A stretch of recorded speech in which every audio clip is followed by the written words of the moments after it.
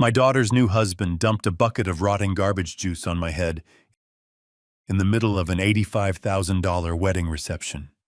He told 200 guests it was because I treated him like trash. But the real knife in the back came from my own daughter, who just stood there recording the entire thing for a social media prank while everyone laughed. I did not scream. I did not throw a punch. I just walked over to the microphone and said 3 words that turned his laughter into absolute terror. Before I continue this story, let me know where you are watching from in the comments below. Hit like and subscribe if you have ever had to teach a harsh lesson to someone who mistreated your generosity. I am Gary Sullivan, 63 years old. I spent 35 years working in corporate asset liquidation. My job was to dismantle bankrupt companies, uncover hidden assets, freeze accounts, and collect what was owed. It was a ruthless industry, and it taught me exactly how to take apart a person's financial life, piece by piece. I retired early to enjoy a quiet, peaceful life, but my daughter Megan and her new husband Trent had other plans. It was a Saturday evening, and I was standing at the head table of the Grand Magnolia Country Club. The chandeliers were sparkling, the champagne was flowing, and the final bill for the evening was sitting squarely on my personal credit card. $85,000. I paid for the imported floral arrangements, the 12-piece live jazz band, the filet mignon dinners, the open bar, everything. I wanted my only child to have the wedding of her dreams. Her mother passed away a decade ago, so I was the only parent she had left. I had paid her college tuition in full, bought her first car, and let her fiancé Trent live rent-free in my basement for 2 years while he supposedly looked for a job. I thought I was giving them a beautiful start to their new life. I had no idea I was actually funding my own public execution. The trouble started 2 weeks before the wedding. Trent had cornered me in my own kitchen, demanding I purchase a $500,000 starter home for them in a gated community as a wedding gift. He did not ask. He demanded it, claiming it was my absolute duty as a father to provide for his new family. When I firmly refused, telling him he needed to work and save just like everyone else in the real world, his face twisted into an ugly sneer. He told me I would regret disrespecting him.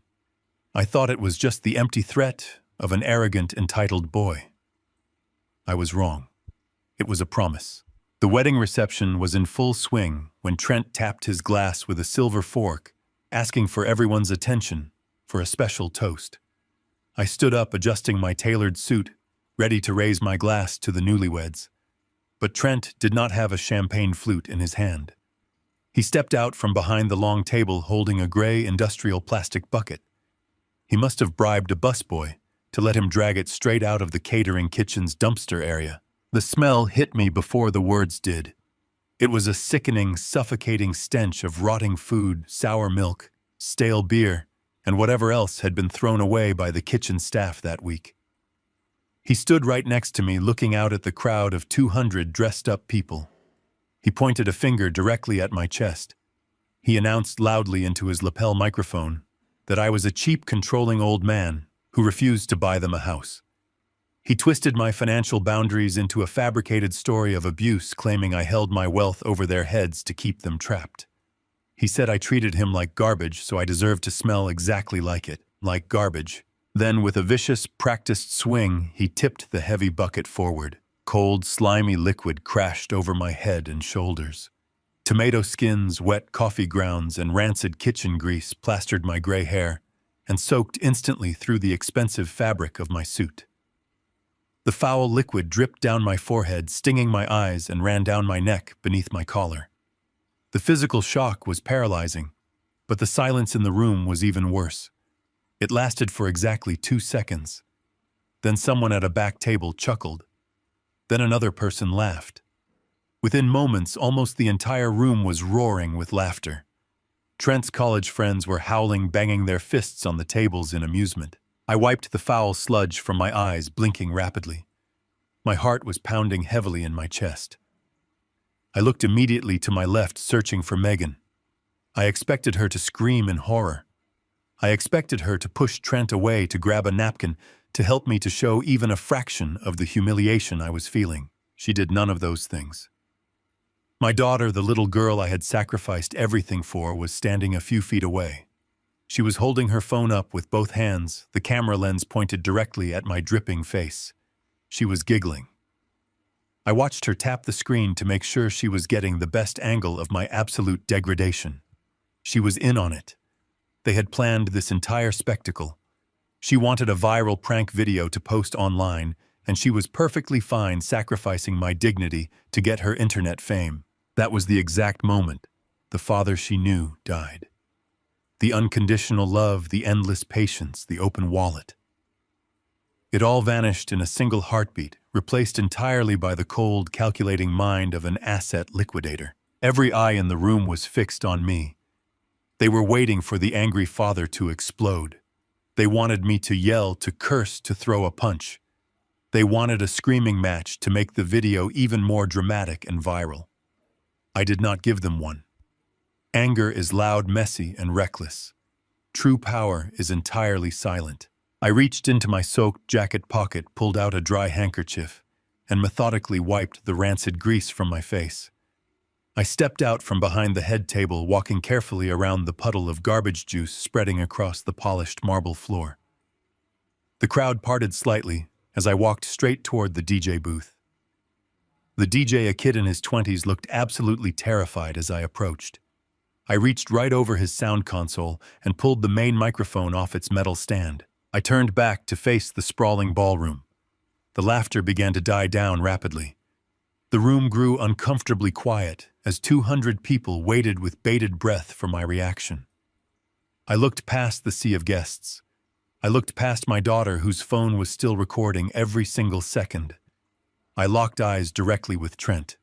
His smug, arrogant smile was plastered widely across his face. He thought he had won. He thought he had broken me in front of the world and proved his dominance.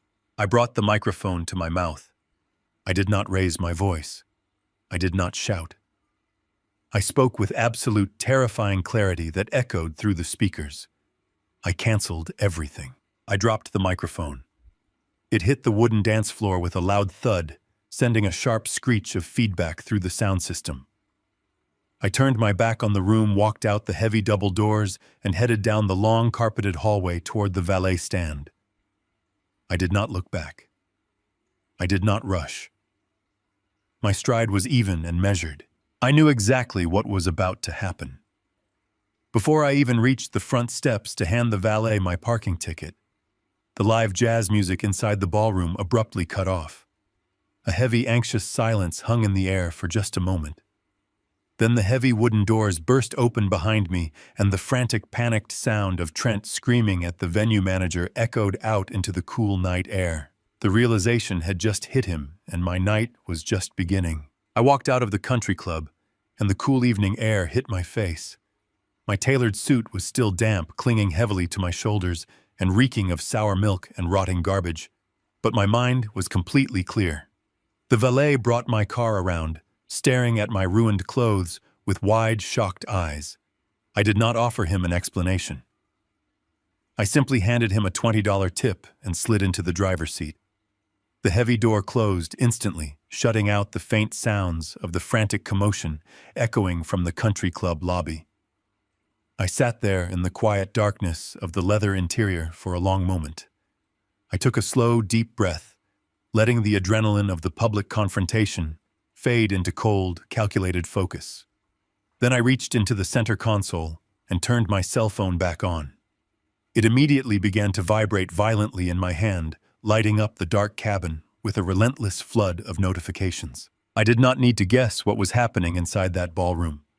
I knew the exact sequence of events unfolding at that very second, because I had orchestrated every single detail 24 hours prior. Just yesterday afternoon, I paid a quiet visit to the country club management office. I sat down with the venue director and signed a legally binding addendum to the master contract. I smiled, drank their complimentary coffee, and updated the backup payment method on file in case of an emergency. The new backup method I provided was Trent's personal debit card, the very same card he had foolishly used to pay me a trivial $50 for groceries 3 months ago. My system had saved the numbers. Exactly 2 hours before the reception started, I had called my bank and reported my premium platinum credit card lost and stolen. The account was instantly frozen, creating a massive financial sinkhole right in the middle of their perfect evening. Right now, the venue manager was standing in the middle of that expensive ballroom, with a declined credit card receipt in his hand. The club policy was strict and unforgiving. Without an active card on file to secure the open bar and the premium catering tab, the event is immediately halted. The manager had approached Trent, the groom, demanding an alternative payment to settle the $85,000 balance. The venue system had automatically attempted to charge the backup method. Trent's debit card, which likely held barely enough to cover a car payment, was instantly flagged and declined for massive insufficient funds. My phone buzzed again, flashing Trent's name across the bright screen. I let it ring 4 times before I calmly pressed the accept button and put it on speakerphone. I did not say hello. I just listened. On the other end of the line, the background noise was absolute chaos. People were shouting, chairs were scraping against the marble floor, and I could hear the distinct sound of the heavy ballroom doors being locked by the security staff. Trent was breathing heavily, his voice trembling with a pathetic mixture of rage and sheer panic. He screamed into the phone, demanding to know what I had done. He ordered me to call the bank right this second and unfreeze the card. He yelled that the manager was threatening to call the local police department and press charges for grand theft of services. I listened to his tantrum, the exact same kind of tantrum a spoiled child throws when a toy is taken away. When he finally paused to take a breath, I spoke in a low, steady voice. I informed him that the credit card was permanently deactivated. I told him that an $85,000 unpaid bill at a luxury venue like the Grand Magnolia was not a simple civil dispute. It was a major felony. If the police arrived, they would not be looking for the man who left early. They would be looking at the groom whose signature was firmly printed on the secondary liability clause, another small detail I had slipped into the contract months ago. The silence on his end was heavy. The reality of a prison sentence for fraud was finally piercing through his arrogant ego. His fear quickly mutated back into desperate anger. Trent realized he had no leverage at the country club, so he decided to attack the only thing he thought I valued. He lowered his voice, trying to sound menacing. He told me he was leaving the venue right now. He said he was going to drive straight to my house and take my 1968 vintage Mustang. That car was my absolute pride and joy. I had spent 5 entire years restoring it in my garage, carefully rebuilding the engine piece by piece with my own hands. Trent yelled that since I was ruining his life and leaving him with an $85,000 debt, he was going to take the keys to my classic car and hold it as collateral until I paid the country club. I leaned back in my seat, staring out the windshield into the dark parking lot. Trent's threat was almost comical. He was making the most dangerous mistake a person could possibly make. He was confusing my quiet kindness with pathetic weakness. For the past 2 years, he had lived rent-free in my finished basement. He ate the food I bought, used the electricity I paid for, and watched me spend my days gardening in sweatpants or reading peacefully on the back porch. Because I lived a quiet, simple life, he assumed I was a soft, lonely old man, desperate to keep my daughter happy. He assumed I was a pushover who would eventually cave to his ridiculous demands just to keep the family peace. He had absolutely no idea who he was dealing with. He did not know that before my peaceful early retirement, I spent over 3 decades as a senior corporate asset liquidator. My entire career was built on dismantling hostile entities. I did not work in a friendly office. I worked in corporate war rooms. I was the man brought in by federal courts and majority shareholders to freeze offshore accounts, seize hidden properties, and completely bankrupt corrupt executives who thought they were untouchable. I had sat across long conference tables from ruthless billionaires and watched them weep as I systematically destroyed their massive financial empires in a single afternoon. Tearing down a 26-year-old boy who bought his suits on clearance and gambled away his meager paycheck was not even a challenge. It was just basic paperwork. Trent was still shouting through the speakerphone, repeating his threat to break into my garage and take the vintage Mustang. He thought he was intimidating me. He truly believed that the idea of him storming my property would make me panic and agree to pay the venue just to protect my car. He wanted a reaction. I gave him nothing but a cold, flat instruction. I told him he knew exactly where I lived. I told him to go ahead, drive over, and try to take the car. I did not wait for his response. I reached forward and ended the call, cutting off his frantic voice in mid-sentence. The interior of my car was perfectly silent once again. I tossed my phone onto the passenger seat. I reached into the glove compartment and pulled out my high-resolution tablet. I powered on the screen and tapped the security application I had installed a week ago. The screen flickered for a second before displaying a crystal-clear infrared live feed of my front driveway and the heavy oak doors of my house. I adjusted the screen brightness, settling in to watch the show. The financial trap was fully set, the psychological bait was taken, and now all I had to do was wait for the rat to arrive at the maze I had built entirely for him. The glowing screen of the high-definition tablet illuminated the dark interior of my car. I sat comfortably in the driver's seat, thousands of feet away from my property, watching the silent infrared live feed of my front driveway. The digital clock on the dashboard ticked quietly. I did not have to wait long. Barely 20 minutes had passed since my phone call with Trent, when a sleek black car tore around the corner of my quiet suburban street. It was Trent driving recklessly in his leased luxury sedan, the tires squealing loudly as he took the turn entirely too fast. He slammed on the brakes, skidding into my paved driveway and coming to a violently abrupt halt right in front of my meticulously manicured lawn. The vehicle lurched forward before settling. He did not even bother to put the car in park properly before he threw the driver's side door open and sprinted up the front walkway. He was still wearing his expensive tailored tuxedo, though the elegant image was completely shattered. His bow tie was hanging loose around his neck, and his jacket was unbuttoned, flapping wildly behind him. He stormed up the concrete porch steps, his heavy dress shoes stomping loudly. Through the night vision camera, his face looked feral and desperate. He marched right up to the heavy oak front door and shoved his silver key into the deadbolt. He twisted it aggressively. Nothing happened. The mechanism did not turn. He pulled the key out, checked the grooves under the yellow glow of the porch light, and shoved it back in, wiggling the heavy brass handle with all his body weight. The door did not budge a single millimeter. He had no idea that I had hired a premium commercial locksmith team to arrive precisely at 6 o'clock that morning, long before the catering trucks even began setting up for the wedding reception.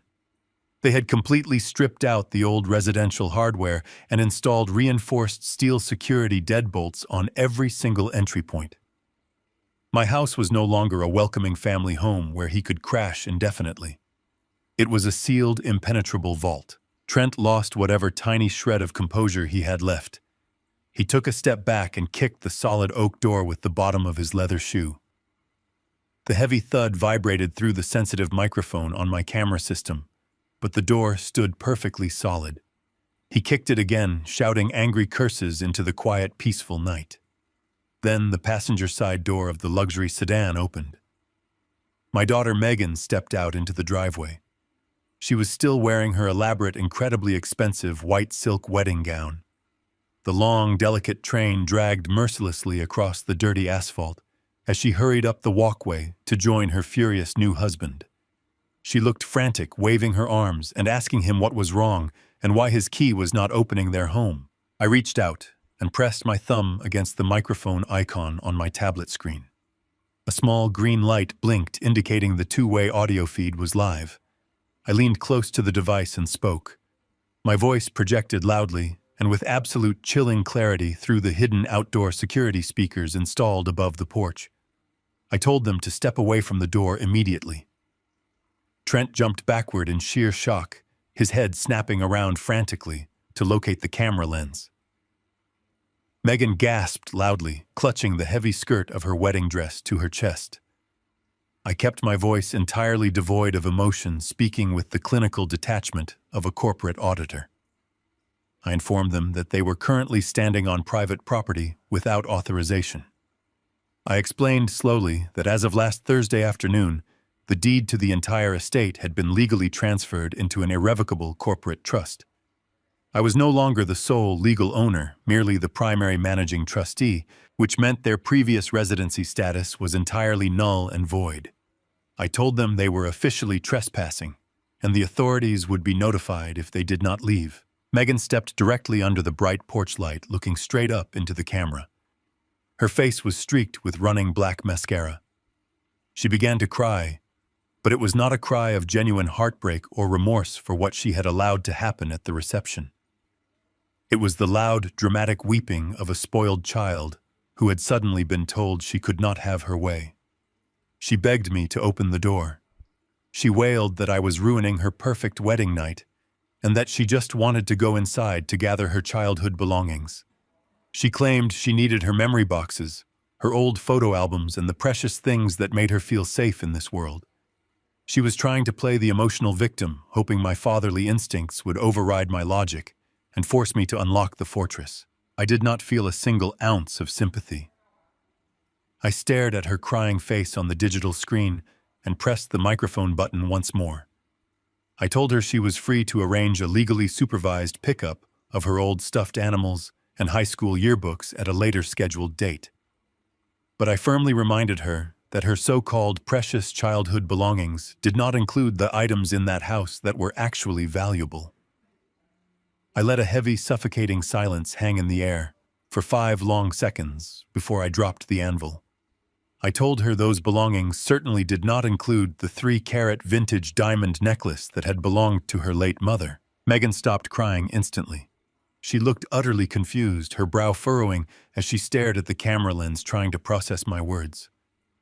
But Trent did not look confused.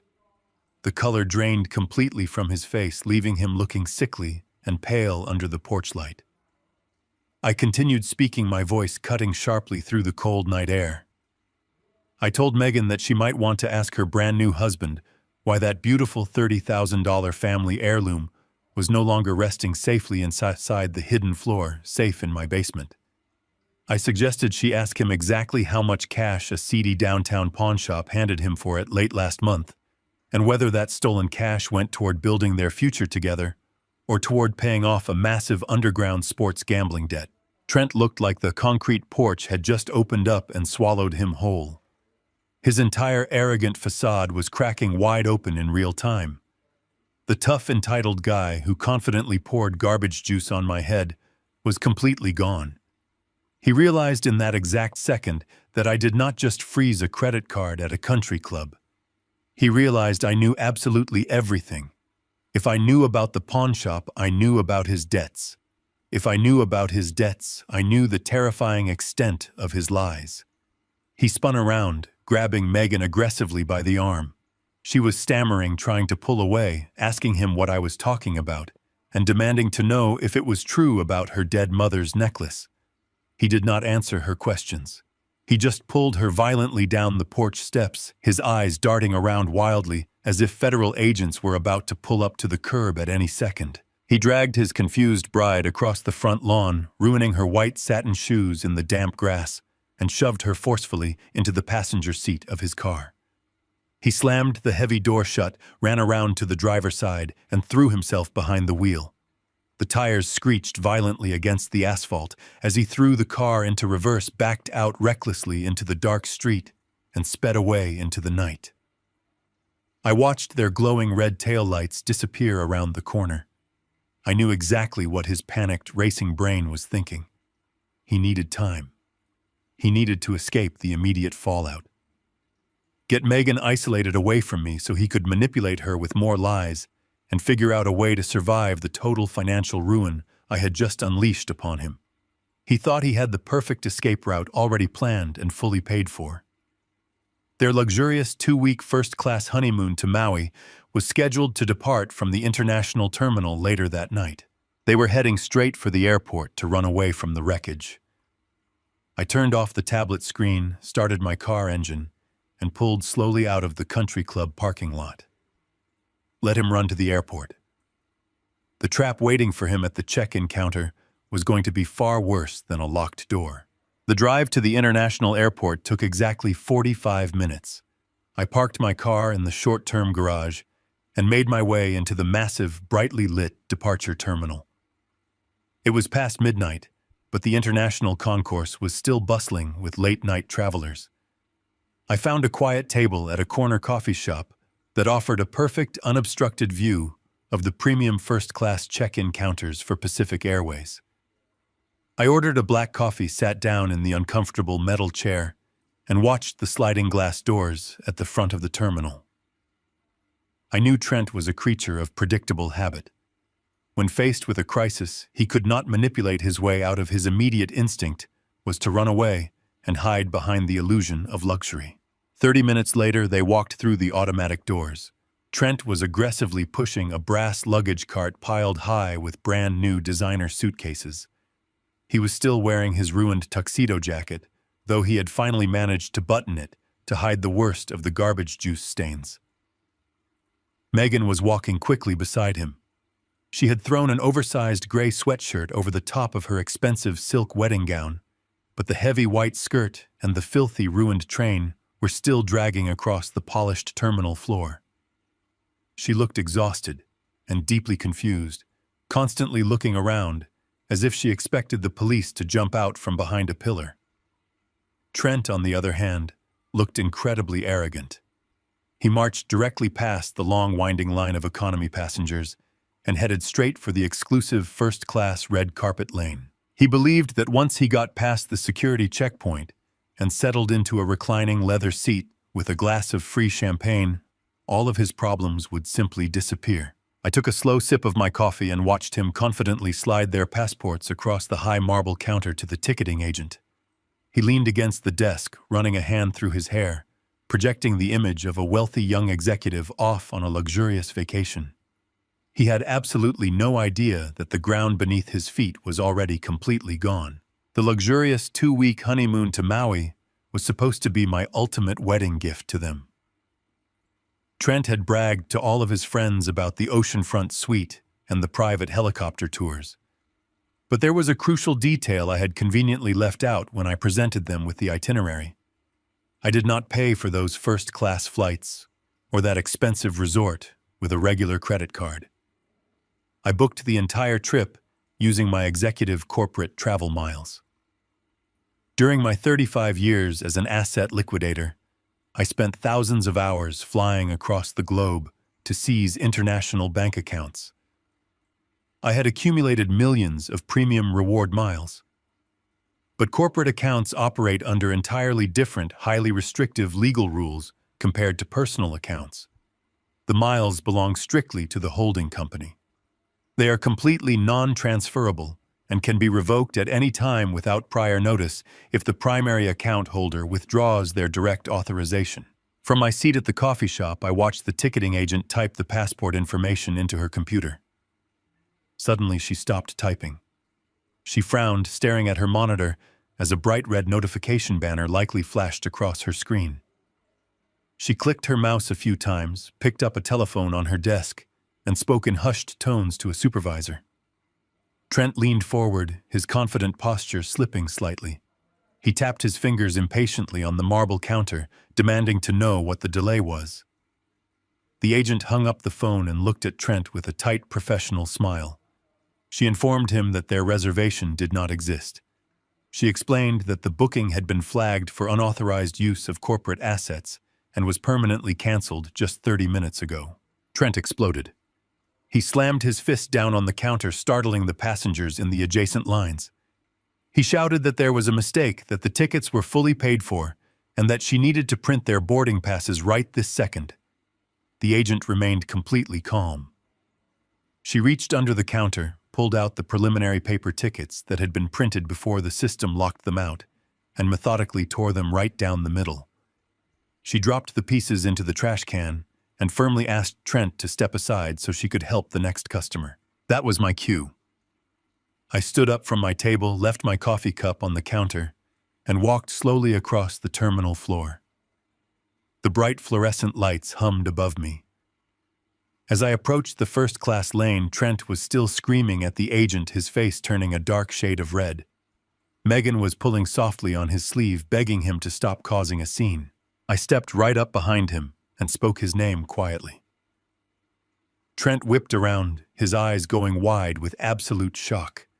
He took a stumbling step backward, almost tripping over his own designer luggage. He looked like he had just seen a ghost.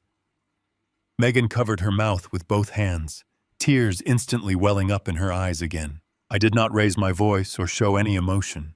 I simply reached into the inside pocket of my jacket and pulled out a neatly folded piece of paper. I handed it directly to Trent. He took it with a shaking hand, his eyes scanning the black ink. It was a fully itemized, legally binding corporate invoice. I watched his eyes dart back and forth as he read the numbers. I had billed him for the $85,000 catering hall balance. I had billed him for the cancellation penalties on the Maui resort. And finally, I had billed him for 24 months of back rent for the basement apartment, calculated at fair market value plus standard utility costs. The grand total was over $120,000 payable immediately to my corporate holding trust. I looked him dead in the eye and told him that his free ride was officially over. I told him he was nothing but a manipulative fraud, and I was going to collect every single penny he owed me, even if I had to garnish his wages for the rest of his miserable life. The reality of his total destruction finally snapped the last thread of his sanity. The arrogance vanished, replaced by blind, animalistic rage. Trent let out a guttural scream, dropped the paper, and lunged directly at my throat. His hands reached out, trying to grab my shirt collar. He never even made contact. Airport security is heavily armed and highly observant in the international terminal. 2 large security officers had been watching his aggressive behavior at the ticket counter for the last 5 minutes. The moment Trent moved toward me, they closed the distance in a fraction of a second. One officer grabbed Trent by the shoulder and spun him around, while the other swept his legs out from under him. Trent hit the hard, polished floor face first with a sickening thud. The officers instantly pinned his arms behind his back, securing heavy metal handcuffs around his wrists before he could even process what had just happened. Trent thrashed wildly on the ground, screaming obscenities at me as the officers hauled him roughly to his feet. They dragged him away toward the security office, leaving his expensive luggage abandoned in the middle of the floor. Megan fell to her knees, crying hysterically. She looked up at me, her face completely twisted with grief and bitter hatred. She screamed that I was a monster. She told me I had ruined her wedding, destroyed her husband, and that I was completely dead to her. She swore she would never speak to me again for as long as she lived. I looked down at my daughter. My heart felt incredibly heavy, but my mind remained sharply focused on the truth. I did not argue with her. I did not try to defend myself or explain that I was actually saving her from a parasite. She was too deeply brainwashed by his lies to listen to reason right now. Instead, I reached into my other pocket and pulled out a thick, heavy manila folder. I crouched down slightly and placed the folder on top of her nearest suitcase. I told her she was free to hate me forever if that was what she truly wanted. But I also told her that before she decided to throw her entire life away for the man currently being dragged into a holding cell, she needed to open that folder. I told her to read every single page inside it once she finally stopped crying. I stood back up, turned around, and walked away toward the exit doors, leaving her alone with the luggage and the terrible, undeniable truth waiting inside that envelope. The international terminal felt incredibly empty and quiet after the airport security officers dragged Trent away in handcuffs. Megan was left standing entirely alone on the polished floor, surrounded by a massive pile of expensive designer luggage she could no longer use. She stared blankly at the spot where her brand-new husband had just been wrestled to the ground.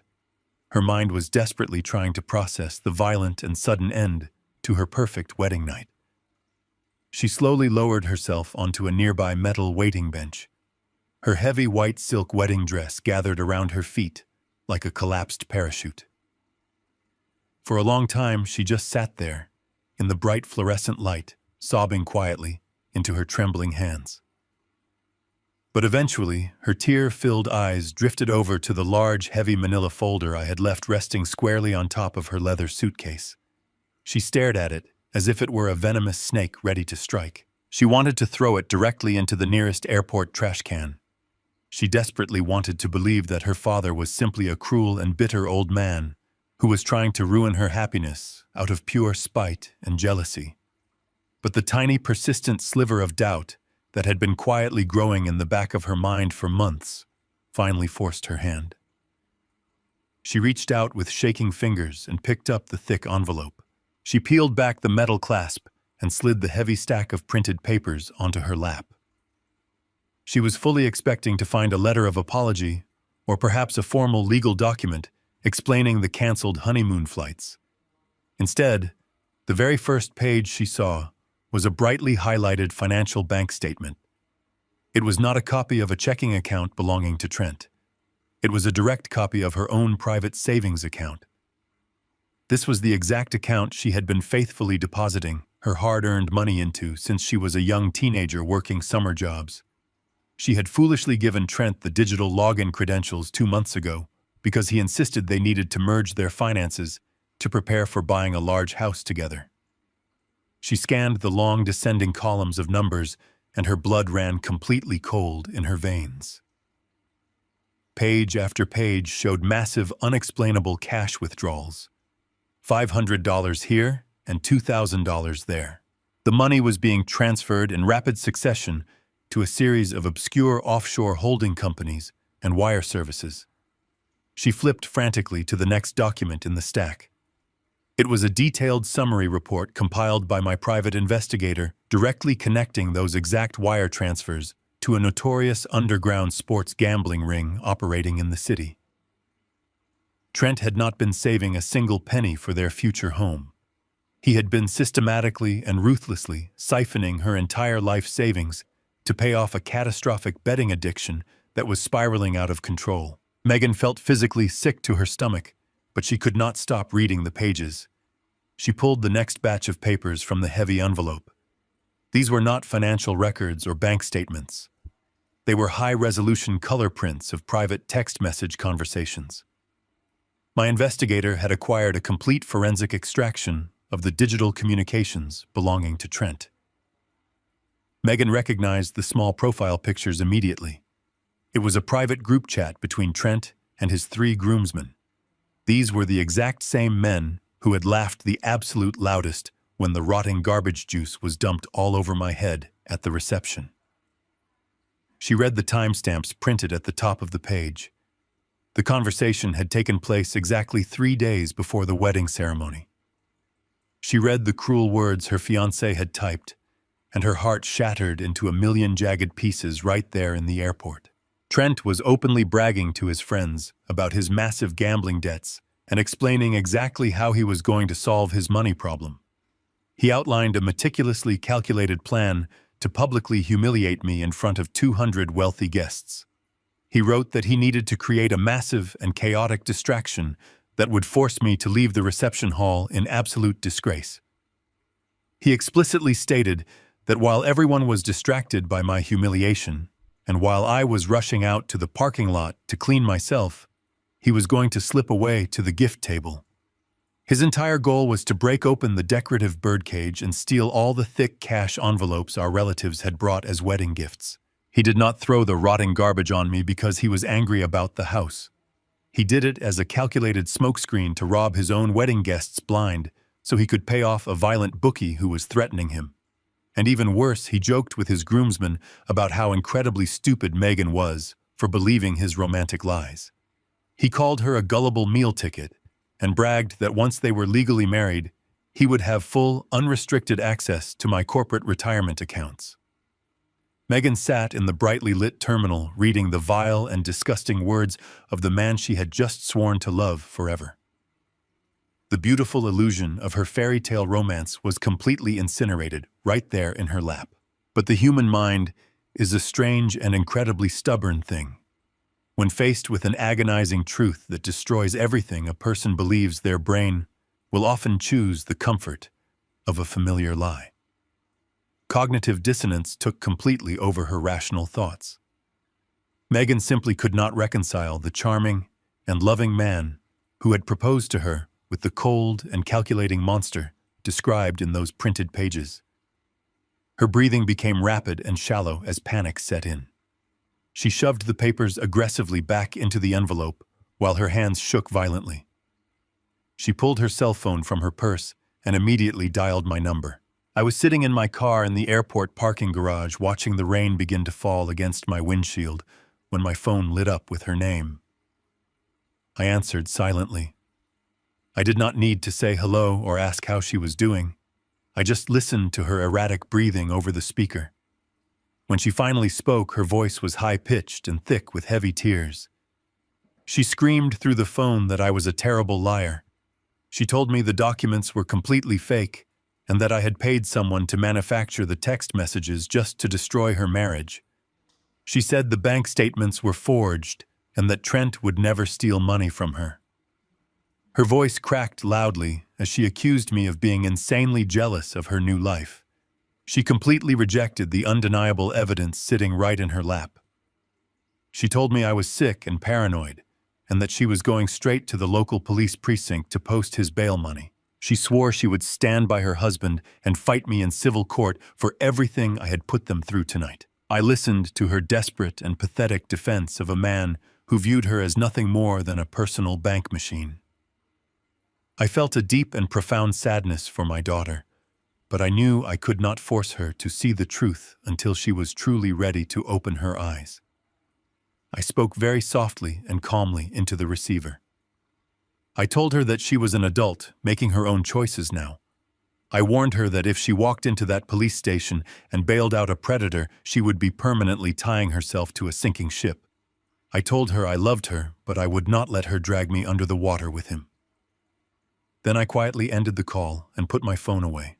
I started my engine and drove out of the dark parking garage, heading back toward my empty and quiet fortress of a house. I knew the night was far from over. Megan was acting on pure, blind loyalty. She gathered up her ruined silk dress, left the expensive luggage with an airport terminal attendant, and hailed a city cab to drive her to the county jail. She used the last remaining emergency funds on her credit card to pay the local bondsman and secure the release of Trent. She truly thought she was rescuing her soulmate from an injustice. She thought they were going to stand united against a cruel world that misunderstood their love. Exactly 2 hours later, I was sitting at my kitchen table drinking a glass of cold water when my phone buzzed loudly with a new text message. The notification screen clearly showed the name of my daughter. But when I opened the message, the arrogant and venomous tone was unmistakably the voice of Trent. He had taken her phone the very moment he walked out of the jail-holding cell. The text was short and dripping with pure, unchecked malice. He told me I had made the absolute biggest mistake of my life by embarrassing him in public.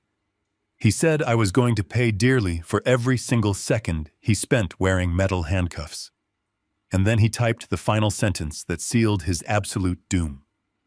He wrote that since I had ruined his wedding and stolen his luxury honeymoon, he was going to legally drain my entire corporate pension and leave me rotting in the street.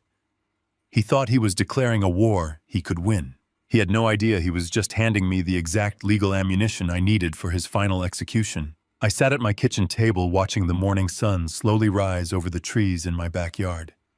My phone was resting on the wooden table right next to my coffee cup. The threatening text message from Trent was still glowing brightly on the screen. He had promised to take my pension and leave me rotting in the street. A younger or more impulsive man might have reacted to a threat like that with intense anger or immediate fear. But I did not feel either of those emotions. I simply felt a cold and profound sense of absolute clarity. Trent had just declared war on a man who had spent 3 decades professionally dismantling massive corporate empires. He truly thought a few angry words typed on my daughter's phone would intimidate me into backing down and giving him what he wanted. He forgot that I do not engage in petty shouting matches. I do not send angry text messages back. I respond with overwhelming and undeniable consequences. Trent worked as a junior financial advisor at a highly respected wealth management firm located right in the center of the downtown financial district. It was an incredibly prestigious position that he loved to brag about at our family dinners. He spent his days wearing expensive imported suits, shaking hands with wealthy clients, and advising them on how to safely invest their life savings. His entire career was built on a carefully crafted illusion of absolute trustworthiness and strict fiscal responsibility. He needed his clients and his bosses to believe he was a reliable pillar of stability. But the financial sector is an incredibly strict and heavily regulated industry. Federal regulators and corporate compliance officers do not tolerate even the slightest hint of financial instability or criminal behavior in their licensed advisors. A financial planner who is secretly drowning in massive underground sports gambling debts is considered an extreme liability to the firm. They are viewed as a massive fraud risk who might easily be tempted to steal client funds just to pay off their violent bookies. I walked away from the quiet kitchen and went straight into my home office. I turned on my desktop computer and my high-speed laser printer. It was finally time to introduce Trent's corporate compliance officer to the real Trent. I started the process by printing out the official public arrest records from the airport police department. The documents clearly outlined his unhinged and violent behavior in the terminal and detailed the pending criminal charges for physical assault. Next, I took a blank digital flash drive from my top desk drawer. I downloaded the high-definition video of the wedding reception that had already started circulating online. The video clearly showed Trent holding a bucket of rotting garbage juice, acting completely maliciously, and pouring it over my head in front of 200 shocked guests. It was the absolute perfect visual representation of his severe lack of professional judgment and complete lack of self-control. But the viral video and the airport arrest records were just the introduction. The main course was the undeniable financial data. I printed out the massive stack of documents my private investigator had meticulously compiled over the last few weeks. These heavy pages contained the undeniable mathematical proof of his secret double life. They showed the massive wire transfers to offshore gambling syndicates. They showed his rapidly mounting debts and his empty bank accounts.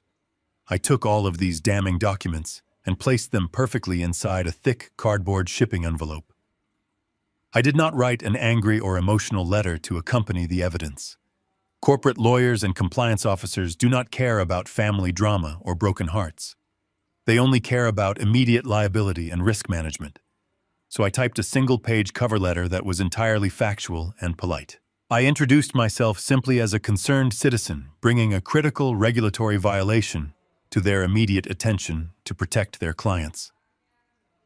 I sealed the envelope securely and drove directly to the overnight courier shipping facility. I paid for priority morning delivery and required a direct signature from the chief compliance officer of his exact firm. The next morning, the sun was shining brightly in the clear blue sky. I sat on my back porch, sipping my hot tea and checking my watch. The delivery notification chimed loudly on my phone at exactly 9 in the morning. The package had been signed for and officially received by the executive office. I knew exactly how the corporate machine worked, because I used to be a part of it. I could easily picture the sequence of events unfolding in that tall glass skyscraper. The compliance officer would open the package and review the documents. They would see the staggering gambling debts, the pending criminal assault charges, and the disgusting viral video. They would realize immediately that Trent was in direct violation of the strict morality and financial stability clauses written into his employment contract. They would not wait for a trial or ask for his side of the story. In the wealth management industry, you cut out the infection, the absolute second you find it, to protect the firm from being sued. At exactly 10 o'clock that morning, Trent walked confidently back into his office building. He had likely spent the entire night manipulating my daughter and convincing her that everything was going to be fine. He probably thought he could just go back to work and continue living his double life while he figured out a way to steal my retirement money. He walked up to the secure glass turnstiles in the main lobby and scanned his employee access badge, but the gates did not open. Instead, A bright red light flashed on the scanner, and a loud error beep echoed through the busy marble lobby. Trent probably tapped the badge against the glass again, thinking it was just a simple technical glitch. It was not a glitch. Before he could even turn around to ask the front desk receptionist for help, two large corporate security guards approached him from behind. They did not smile, and they did not speak softly to him. They stood on either side of him and firmly instructed him to hand over his plastic access badge, his company cell phone, and his corporate laptop immediately. They informed him loudly enough for the other arriving employees to hear that his employment had been permanently terminated, pending a federal regulatory review of his finances. He was not even allowed to go upstairs to his cubicle to clean out his desk or collect his personal family photos. The security guards escorted him directly back out through the revolving glass doors and left him standing on the crowded city sidewalk in absolute shock. In the span of less than 10 minutes, his prestigious career, his reliable income, and his carefully constructed public image were completely vaporized into thin air. Trent stood on the busy sidewalk, watching his former colleagues walk right past him without making eye contact. He finally realized the terrifying truth of his situation. I was not just reacting to his childish wedding prank. I was systematically and ruthlessly demolishing every single pillar holding his life together. He had no luxury honeymoon to escape to. He had no respectable job to pay off his massive debts. He had no money to fight me in civil court. Pure panic set in completely. He realized his world was shrinking rapidly, and he needed a place to hide and regroup. He immediately hailed a passing taxi and directed the driver to take him to the only safe haven he thought he had left in the world. He was heading straight for Megan's incredibly expensive luxury apartment downtown. It was a beautiful, spacious unit with floor-to-ceiling windows and premium building security. He thought he could lock the heavy doors, hide from his violent bookies, and live comfortably off my daughter while he planned his ultimate revenge against me. He had absolutely no idea that his supposed safe haven was actually the exact location of my next trap. He did not know that his name was nowhere to be found on that expensive residential lease, and that I was the sole legal guarantor. And he certainly did not know who was currently waiting for him in the lobby of that building. Trent stepped out of the yellow city taxi and stood on the busy sidewalk in front of the towering glass facade of the downtown luxury residential building.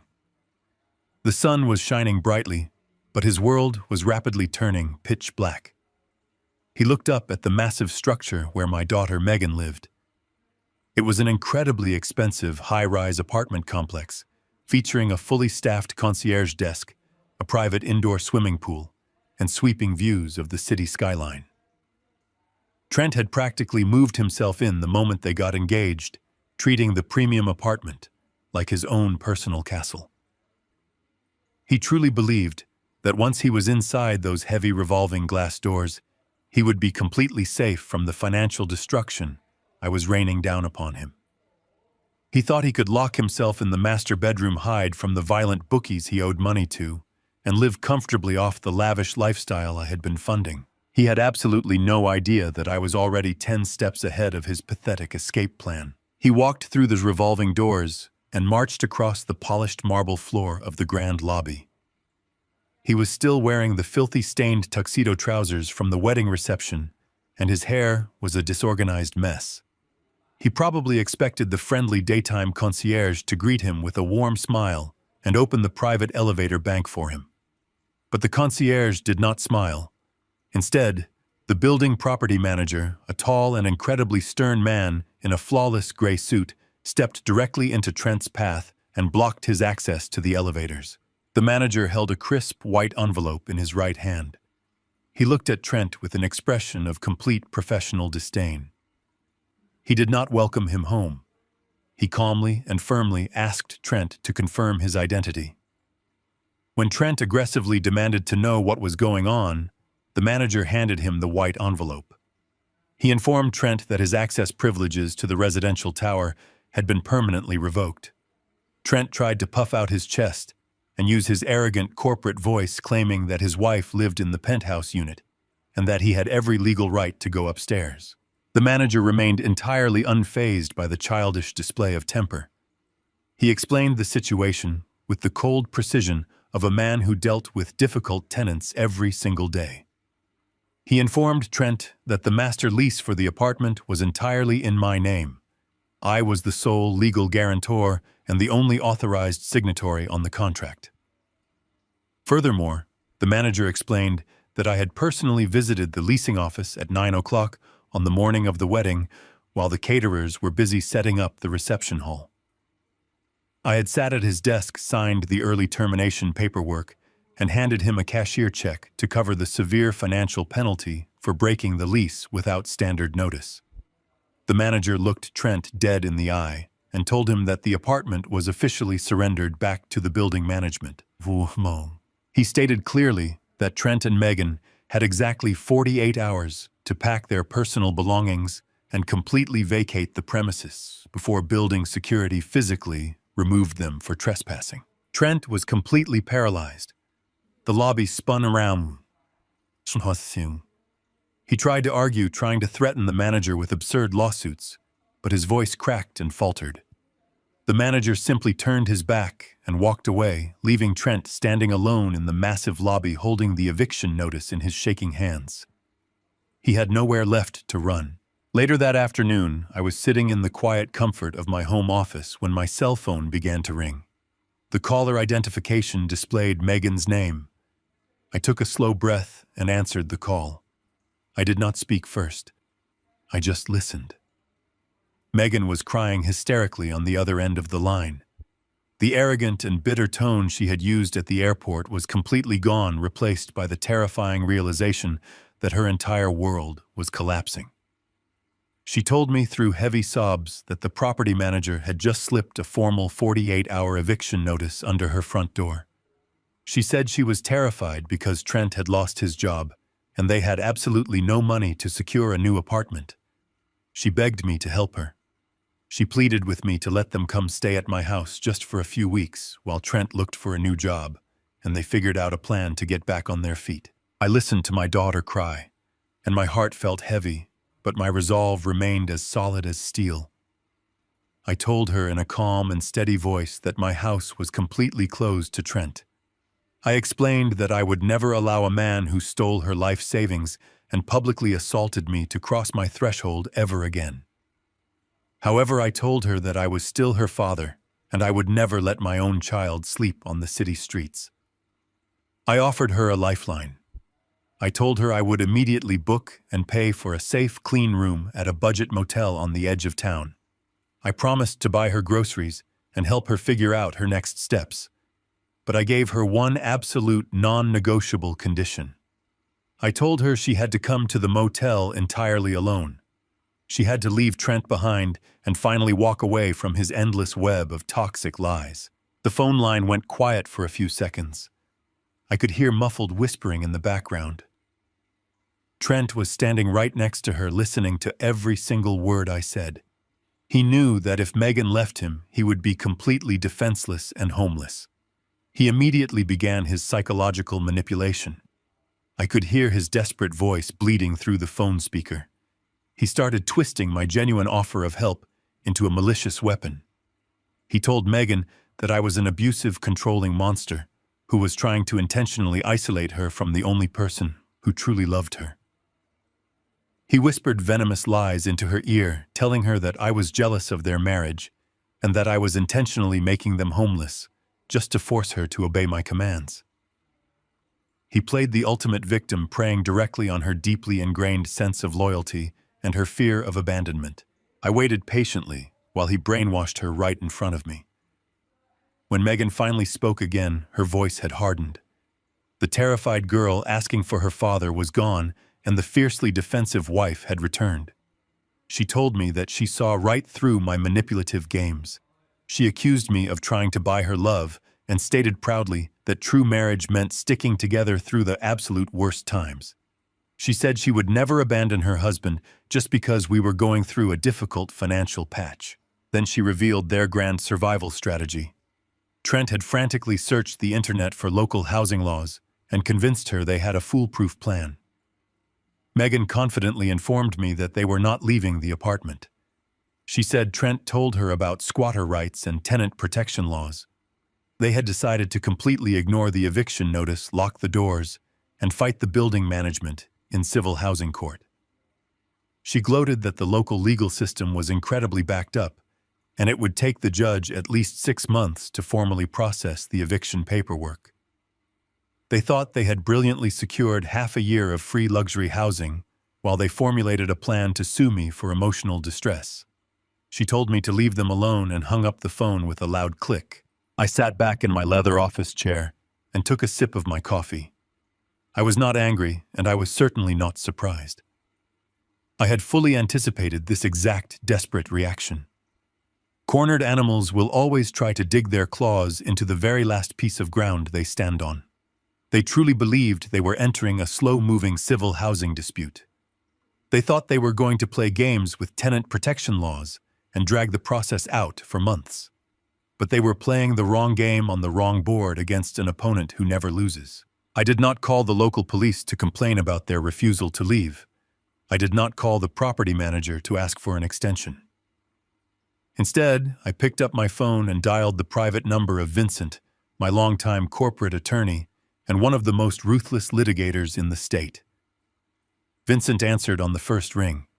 I gave him a brief update on the situation and told him it was time to bypass the civil housing courts entirely. I instructed Vincent to initiate the emergency legal protocol we had prepared the week before the wedding. We were not going to file a standard eviction notice. We were heading straight to the federal courthouse to file an immediate and devastating legal injunction against Trent for the criminal financial fraud and the premeditated monetary exploitation of my daughter. By officially tying the luxury apartment lease to an active criminal fraud investigation involving stolen assets, we were effectively turning their supposed safe haven into an active crime scene. The legal shield they thought would protect them for 6 months was about to be shattered into a million pieces before the sun even went down. Trent was so completely consumed by the devastating reality of the federal injunction and the immediate threat of being thrown out onto the street that he entirely forgot about the other massive financial liabilities slowly ticking away in his name. He was spending every waking moment pacing the hardwood floors of that luxury apartment, frantically making phone calls to cheap defense attorneys who demanded massive cash retainers he simply did not possess. He was completely blinded by his desperate need to keep a roof over his head and maintain the illusion of control. Because his panic was so narrowly focused on the residential lease, he completely ignored the shiny silver status symbol parked down in the secure underground garage of the building. Exactly 1 year ago, Trent had convinced my daughter that she desperately needed a premium luxury vehicle to commute safely to her new downtown job. He dragged her to a high-end European dealership and had her pick out a fully loaded, sleek silver BMW. But of course, Trent was the one who actually drove it every single day, using it to impress his wealthy clients and project an image of massive financial success to his friends. Megan was young, and her credit history was simply not robust enough to secure the premium financing for a vehicle of that incredible caliber. So like a foolish and overly protective father, I stepped in and signed my name on the dotted line, acting as the primary financial guarantor for the expensive lease. I had tied my own pristine credit score to that vehicle just to make my daughter happy and keep peace in the family. But the financial landscape had drastically changed over the last 48 hours. When the Grand Magnolia Country Club realized they had been defrauded out of $85,000, their corporate lawyers did not waste a single second. They immediately filed an emergency civil lawsuit against Trent and successfully petitioned a local judge to completely freeze all of his known personal checking and savings accounts. They locked his money up tight to ensure he could not hide the remaining funds or flee the jurisdiction. Because his accounts were frozen solid, the automatic monthly withdrawal for the premium luxury car lease bounced violently. The bank immediately rejected the transaction due to insufficient funds and a locked account status. Under normal circumstances, a leasing company might send a polite warning letter and give the lessee a 10-day grace period to resolve the simple banking error. But I was not going to give Trent 10 days of peace or a single moment to catch his breath. I proactively contacted the executive financing department of the automotive leasing company. I did not call the local dealership where the car was purchased because local salesmen are too easily manipulated. I went straight to the corporate underwriter. I provided them with the exact same legal package I had given to the compliance officer at his wealth management firm. I showed them the frozen bank accounts, the pending criminal assault charges from the airport police, and the federal injunction I had just filed for criminal financial exploitation. I formally and legally petitioned to completely withdraw my status as the financial co-signer on the lease, citing active criminal fraud and material breach of contract. Corporate finance departments have absolutely zero tolerance for high-risk clients who are actively being investigated for financial crimes. The moment they realized the primary driver was suddenly unemployed, facing multiple severe lawsuits, and completely locked out of the banking system, they panicked. They immediately accelerated the terms of the lease, declaring the entire remaining balance due in full. When Trent obviously failed to pay the massive sum within the required 1-hour window, they issued an immediate and non-negotiable repossession order. It was late in the afternoon when a heavy industrial tow truck quietly rolled down the concrete ramp into the secure underground parking garage of the luxury residential building. The driver was a seasoned professional who specialized in high-end vehicle recoveries and dealing with hostile debtors. He did not knock on the apartment door or ask the lobby concierge for permission. He simply backed his massive truck up to the sleek silver BMW, engaged the hydraulic lift, and smoothly slid the heavy metal hooks under the front axle of the luxury car. Trent must have received an automatic security alert on his smartphone when the vehicle alarm system detected the abnormal tilt of the tow truck. He came sprinting out of the elevator bank and into the cold concrete garage. He was completely frantic. He was not even wearing shoes, just a pair of dark dress socks slipping slightly on the slick garage floor. He ran toward the tow truck, screaming at the top of his lungs, ordering the driver to put his car down immediately. He waved his arms wildly, claiming there was a simple banking mistake and that he had the cash upstairs to clear the balance. The repo man did not even look at him. He simply finished securing the heavy steel chains, hit the hydraulic lever to lift the vehicle completely off the ground, and climbed calmly into the driver's seat of his truck. He locked his doors and rolled up his window, completely ignoring the frantic man screaming outside. Trent realized in that moment that he was losing his ultimate status symbol. Without that car, he was just an unemployed fraud facing eviction who had to ride the city bus. But suddenly, his screaming stopped. His face went entirely pale and his eyes widened in sheer terror. He stopped begging the driver to unhook the car and instead sprinted around to the back of the suspended BMW. He pounded his fists violently against the rear window, begging the driver to just give him 2 minutes to retrieve his personal belongings from the trunk before it was taken away. The driver paused, considering the desperate request. By law, a person is allowed to retrieve personal, non-integrated items from a repossessed vehicle before it leaves the property. The driver popped the electronic trunk latch from the cab. Trent practically dove into the back of the suspended car. He completely ignored his expensive golf clubs and his designer gym bag.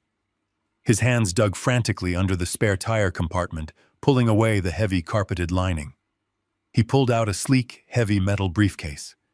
It was secured with a digital combination lock and looked incredibly out of place among the standard car accessories. Trent clutched the metal briefcase tightly to his chest, breathing heavily as if his entire life depended on the contents of that small box. He slammed the trunk shut and sprinted back toward the elevator without looking back at the tow truck as it drove away with his luxury car. Trent thought he had successfully rescued his final secret. He thought no one was watching him in that dark underground garage. But he was completely wrong. Parked just 3 spaces away, sitting silently in the shadows of a dark-tinted sedan, was my private investigator. I had instructed him to monitor the apartment building the moment the federal injunction was filed. He sat quietly in the driver's seat, holding a high-powered telephoto lens camera. The camera shutter clicked rapidly, capturing dozens of crystal-clear, high-resolution photographs of the entire chaotic scene. 10 minutes later, those secure digital photographs arrived in my private email inbox. I sat at my desk and zoomed in on the images of Trent running away in his socks, clutching the heavy metal briefcase to his chest. My heart skipped a beat as I stared at the high-definition image on my computer screen. I knew exactly what that briefcase was. I recognized the distinct metallic finish and the custom combination lock perfectly because I was the one who bought it over a decade ago. It originally belonged to Megan's late mother. It was the secure lockbox where she kept her most precious family heirlooms and the antique jewelry passed down from her own grandmother. Trent had hidden it deep inside the trunk of his leased luxury car. The financial destruction I was causing was about to pivot into something far more personal and incredibly dangerous. The trap had just captured a devastating secret I never even expected to find, and the consequences were going to put Trent in a real prison cell. I sat in the dimly lit corner booth of a quiet 24-hour diner located on the industrial outskirts of the city. The heavy rain was beating steadily against the foggy glass window, blurring the streetlights into glowing yellow streaks. Across the table from me sat Arthur. Arthur and I went way back. Before he became the most sought-after private investigator in the state, he was my lead forensic accountant during my ruthless corporate liquidation days. He knew exactly how to track financial ghosts, and he knew exactly how to find deeply buried secrets. He did not say a single word as he slid a thick manila envelope across the sticky diner table. I opened the flap and pulled out the stack of glossy high-resolution photographs he had taken just a few hours ago in the underground parking garage of Megan's apartment building. The images were crystal clear despite the low light.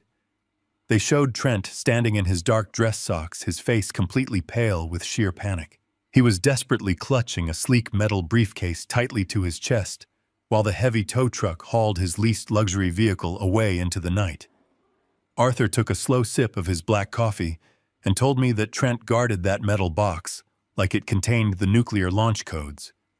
He said Trent had literally sprinted back up to the penthouse apartment without even looking back at his prized car. I stared at the photograph of the metal briefcase and felt a sudden sharp ache in my chest that had absolutely nothing to do with corporate fraud or stolen money.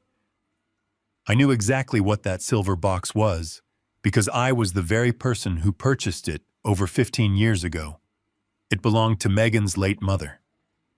My beautiful wife had asked for a secure, fireproof lockbox to safely store the most precious items in our family history.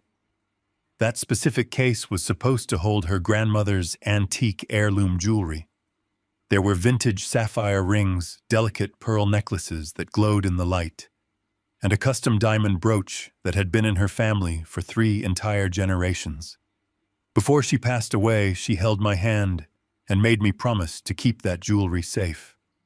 She wanted me to give it to Megan on the exact day she bought her first real home to start her own family. I had kept that promise faithfully. I kept that briefcase locked tightly inside the hidden floor safe in my basement. Trent must have watched me open that safe one evening when I went down to retrieve a spare set of house keys. He memorized the combination code. He invaded the most sacred memory of my dead wife and stole the one beautiful thing Megan was supposed to pass down to her own children. The cold, calculated logic of the asset liquidator suddenly merged completely with the quiet, terrifying rage of a grieving husband. I looked up at Arthur and slid the photograph back across the table.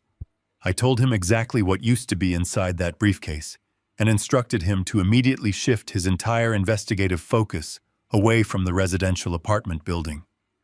We needed to find out exactly where that precious jewelry went. Arthur nodded, his expression turning deadly serious. He pulled out his secure encrypted laptop and tapped directly into his proprietary intelligence database.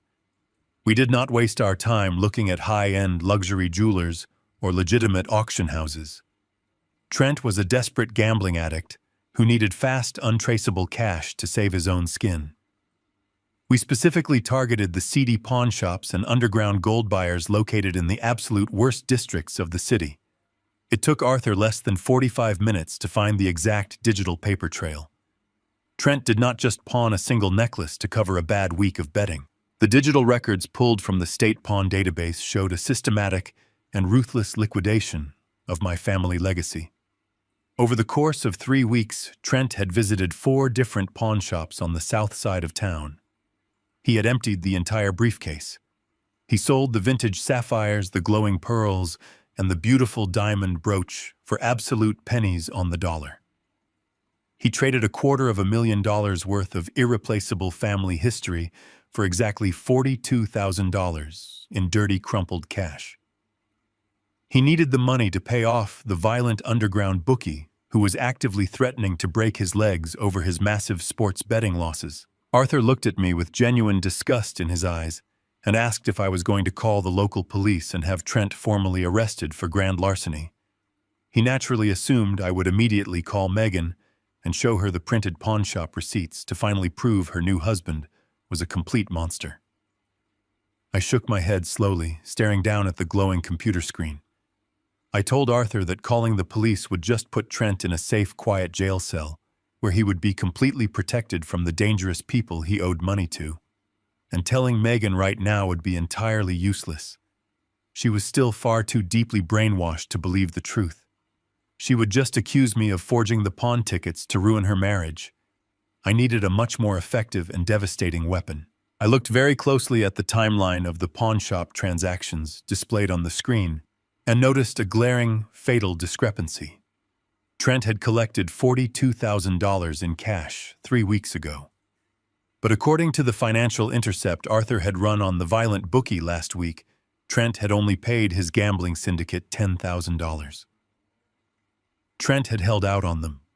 He kept the vast majority of the stolen cash for himself, hiding it away to fund his own luxury lifestyle and buy expensive suits while constantly begging the dangerous bookie for more time to pay. I asked Arthur to print out the pawnshop receipts, the exact dates of the cash payouts, and the high-resolution photos of Trent holding the empty metal briefcase. I took those incredibly damaging documents, placed them in a blank brown envelope, and addressed it directly to the underground bookie using a courier service that asked absolutely no questions. I was not going to send Trent to jail just yet. I was going to show a highly violent criminal organization exactly how much cash their cowardly debtor was secretly hiding from them. The trap was no longer just financial. It was about to become incredibly physical, and Trent was going to realize that stealing from my dead wife was the absolute worst mistake he could ever possibly make. Trent truly believed he was engaged in a slow-moving legal chess match with a 63-year-old retired father. He thought he could use tenant rights and a backed-up civil court system to secure 6 months of free luxury housing.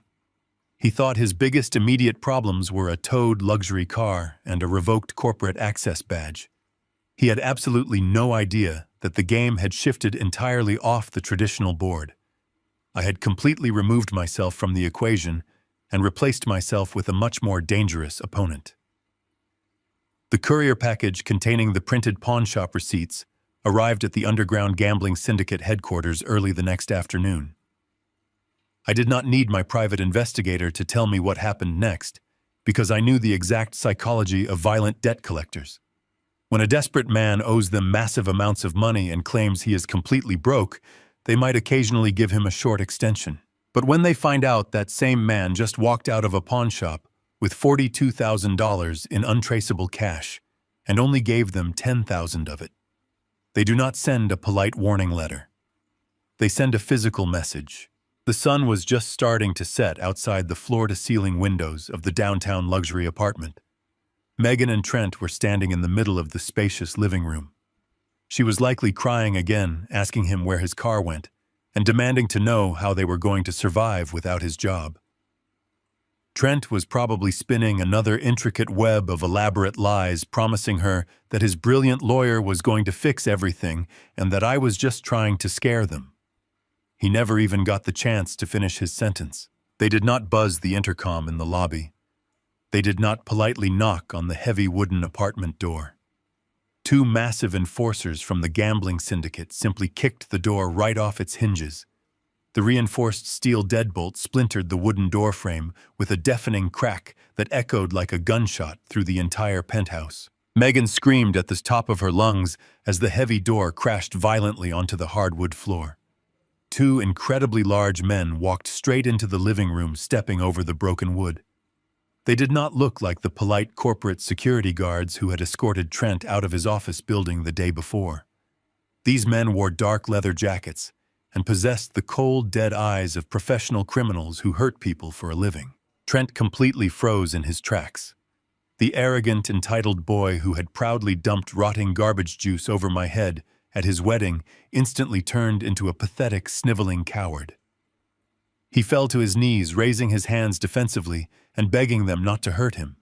He stammered wildly, promising he was going to get them their money by the end of the week if they just gave him a little more time.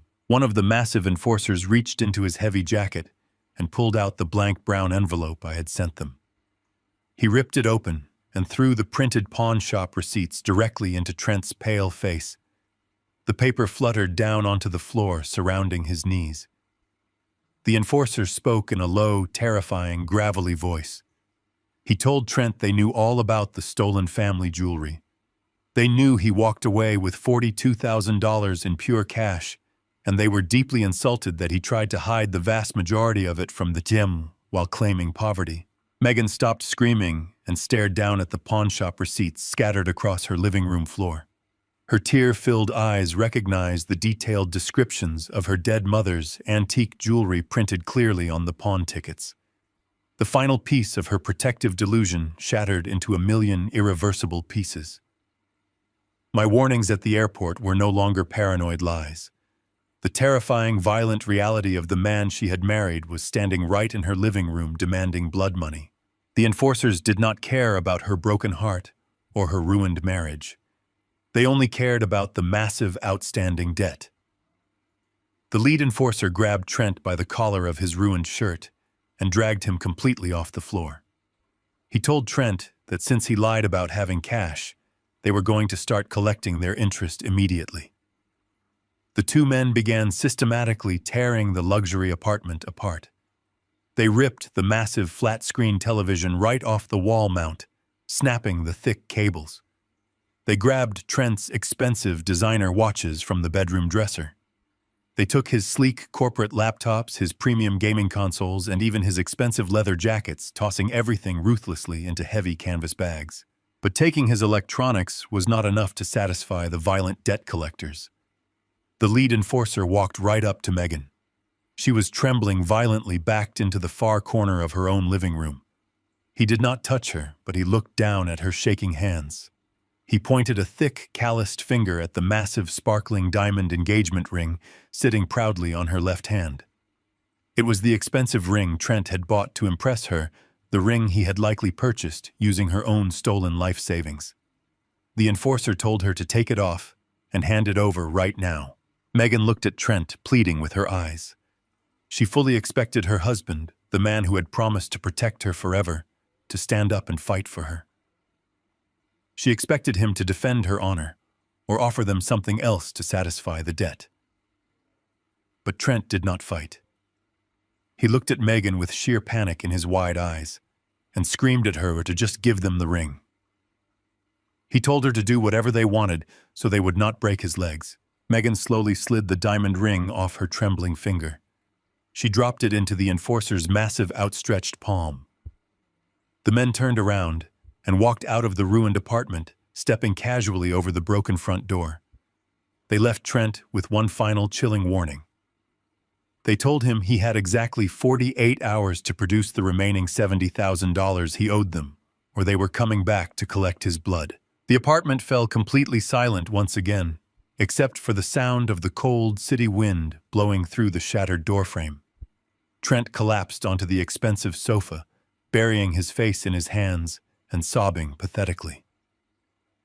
But Megan did not cry. The tears were completely gone, replaced by a cold, hollow realization. She finally saw Trent for exactly what he was. He was not a misunderstood victim of a cruel and jealous father. He was a manipulative, cowardly parasite who would gladly sacrifice her physical safety to save his own skin. She did not say a single word to him. She walked deliberately past him and went straight into the master bedroom. She pulled a single black canvas duffel bag from the closet floor. She did not pack her expensive designer shoes or her luxury makeup. She simply packed 3 changes of basic clothes, her toothbrush, and her personal identification documents. She zipped the bag shut, slung it over her shoulder, and walked back out into the ruined living room, heading straight for the broken front door. Trent heard the zipper and looked up. When he saw her walking toward the exit, sheer panic washed over his face once again. He scrambled off the sofa and sprinted across the room. He threw his body directly into the shattered doorway, completely blocking her path. He knew that if she walked out that door, his absolute last financial lifeline was permanently severed. Megan stopped and looked him dead in the eye, demanding that he move out of her way. She told him she was going to the cheap motel I had offered her, and she was never speaking to him again. But Trent did not move. His carefully crafted mask slipped entirely, revealing the true desperate monster underneath. He grabbed her aggressively by the shoulders. He screamed that she was not allowed to leave him. He told her that she was his wife and she was going to stay right there and fix this mess. He admitted out loud, with absolutely zero shame, that she was his only remaining key to her father's money. He told her she was going to call me right now and beg for the $70,000 he needed to pay the bookie, or neither of them were ever leaving that apartment. Trent stood blocking the shattered doorway, breathing heavily, as he stared at the woman he had sworn to protect just 48 hours ago. The mask of the charming, successful financial advisor had completely melted away, leaving behind a terrified and dangerous cornered animal. He knew the violent debt collectors were not bluffing about coming back for his blood. And he knew his absolute last lifeline was standing right in front of him, holding a black canvas duffel bag. He lunged forward and grabbed the bag from her shoulder, throwing it violently across the room. He pointed a shaking finger at her face and told her she was not going anywhere until he had the $70,000 he needed to survive. He completely abandoned any pretense of love or partnership. He ordered her to take out her cell phone and call me right that second. He paced back and forth across the hardwood floor, frantically formulating a desperate lie that would force me to open my wallet. He decided a simple plea for help would never work after everything he had done. He needed a massive, terrifying emergency. He grabbed a notepad from the kitchen counter and hastily scribbled down a script. He shoved the paper into her chest and commanded her to read it word for word. He told her she was going to call me crying hysterically and claim she had collapsed from a ruptured ectopic pregnancy. She was to tell me she was at a private, uninsured surgical clinic that required an immediate upfront wire transfer of exactly $70,000 before they would take her into the operating room to save her life. He stood mere inches from her face, his eyes wide and manic, threatening that if she deviated from his script or tried to ask for help, he would make sure she suffered right along with him when the bookies returned. Megan looked at the man she had married and felt a cold, terrifying wave of absolute clarity wash over her. She was entirely alone in a ruined apartment with a violent, unpredictable criminal who was actively holding her hostage. She knew that if she fought him or tried to run for the stairs, he would physically overpower her. She had to use her brain to escape. She slowly nodded her head, acting completely defeated and terrified. She picked up her phone and dialed my number while Trent stood so close she could feel his panicked breath on her neck. He leaned his head in, listening closely to the speaker. I was sitting in my living room staring out the window when my phone rang. I saw Megan's name on the screen and answered immediately. I did not say hello, I just waited. Her voice came through the speaker, shaking violently and thick with tears. She began reciting the horrible lie Trent had written for her. She told me she was in excruciating pain and that the doctors were demanding $70,000 immediately, or she was going to bleed to death internally. She begged me to authorize a wire transfer to the routing number Trent had provided. I listened to her desperate performance, and I knew instantly that something was horribly wrong. The medical scenario was completely absurd, and the exact financial amount matched the underground gambling debt perfectly. But I also heard the subtle, terrified tremor in her voice that told me she was not a willing participant in this extortion attempt.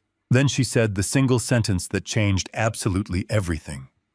She paused, taking a ragged breath, and told me she was so scared because she felt like she was trapped in a bumblebee situation. She asked me if I remembered the bumblebee. Trent did not react to the word. To him, it just sounded like the delirious rambling of a woman pretending to be in extreme medical distress. But to me, it was a blaring air raid siren. When Megan was 7 years old, we established a family safe word. I told her that if she was ever lost in a crowded mall, or felt unsafe at a sleepover, or was ever trapped in a situation where she could not openly ask for help, she just needed to work the word bumblebee into the conversation. In all the years since her childhood, she had never once used it. The fact that she was using it now as a grown woman told me she was in immediate physical danger and being held against her will. I did not panic. I kept my voice incredibly calm and played my part perfectly. I told her to hold on and promised her I was logging into my corporate banking portal right that second to authorize the emergency wire transfer. I told her the money would be in the account within 20 minutes and that she just needed to stay calm. I heard Trent let out a massive sigh of relief in the background before Megan thanked me and ended the call. The moment the line went dead, I did not open my banking application. I immediately dialed the emergency dispatch center. I did not call as a frantic father. I called with the cold, calculated precision of a man orchestrating a corporate raid. I gave the dispatcher the exact address of the downtown luxury penthouse. I informed them that an active hostage situation was currently unfolding on the top floor. I explicitly stated that the suspect was a desperate man deeply tied to violent underground gambling syndicates, and that he was forcibly holding my daughter against her will for a $70,000 ransom. I told them the heavy front door to the apartment was already broken down, providing them with immediate tactical access. The dispatcher recognized the severe gravity of the situation instantly and dispatched multiple armed response units to the location. I grabbed my car keys, walked out to my driveway, and drove toward the city center. I knew exactly what was happening in that apartment while I drove. Trent was likely pacing the living room, checking his phone every 30 seconds, waiting for the massive bank deposit to clear. He probably thought he had brilliantly outsmarted me and secured his ultimate survival. He thought he was finally going to pay off his dangerous bookie and get his life back on track. He never even heard them coming. There was no polite knock on the broken door frame and no verbal warning. A specialized tactical unit from the city police department flooded the penthouse apartment with overwhelming and terrifying force. 6 heavily armed officers breached the living room, instantly surrounding Trent with drawn weapons and blinding tactical flashlights. They ordered him to drop to the ground. When he froze in complete shock, an officer tackled him violently to the hardwood floor, pinning his arms behind his back and snapping heavy steel handcuffs shut around his wrists. Trent screamed in absolute confusion, crying and begging the officers to stop, claiming it was all just a misunderstanding and that he was waiting for a medical wire transfer. The police completely ignored his pathetic lies. The commanding officer formally arrested him for felony false imprisonment, criminal extortion, and severe domestic intimidation. They dragged him roughly off the floor, pulling him out of the ruined apartment he had fought so desperately to keep. Another officer found Megan trembling in the corner of the room. They gently wrapped a warm blanket around her shoulders and carefully escorted her out of the penthouse. They walked her down the long hallway into the elevator and down to the bright lobby of the building. She stepped out through the revolving glass doors into the cool night air. The street was bathed in the flashing red and blue lights of multiple police cruisers. Trent was currently being shoved into the back of a metal cage in one of the patrol cars, his life completely and utterly destroyed by his own arrogance. Megan looked around the chaotic street and saw my car idling quietly at the curb just outside the police perimeter. I stepped out of the vehicle and walked toward her. She did not yell at me or defend the monster in the police car. The brainwashing was permanently broken.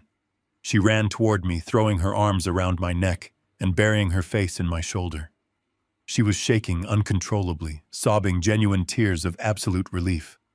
I held my daughter tightly, telling her that she was finally safe. I opened the passenger door for her, and she climbed inside, leaving the ruined wedding dress, the stolen jewelry, and the absolute nightmare of Trent entirely behind her. The silent adjustment had successfully extracted the only thing I actually cared about, and the man who tried to destroy my family was finally locked in a cage where he belonged. The morning sun poured through the tall glass windows of my attorney's office. The room smelled of expensive leather and fresh dark coffee. It was a stark and peaceful contrast to the flashing police lights and the broken apartment door from the night before. I sat in a heavy leather chair, resting my hands on the polished mahogany table. My daughter Megan sat right next to me. She looked incredibly fragile and completely exhausted. The expensive silk wedding dress had been replaced by a simple gray sweater and worn-out denim jeans. She held a warm cup of herbal tea in both hands, staring down at the dark liquid. The complete silence in the room was not uncomfortable. It was the heavy and entirely necessary silence that always follows a massive, destructive storm. Vincent, my longtime corporate attorney, and a deeply trusted friend, sat behind his massive desk, reviewing the thick file of financial evidence we had meticulously compiled. Megan finally looked up from her warm cup. Her eyes were red and heavily swollen from crying in the police station all night, but the blind, stubborn loyalty that had previously clouded her vision was entirely gone.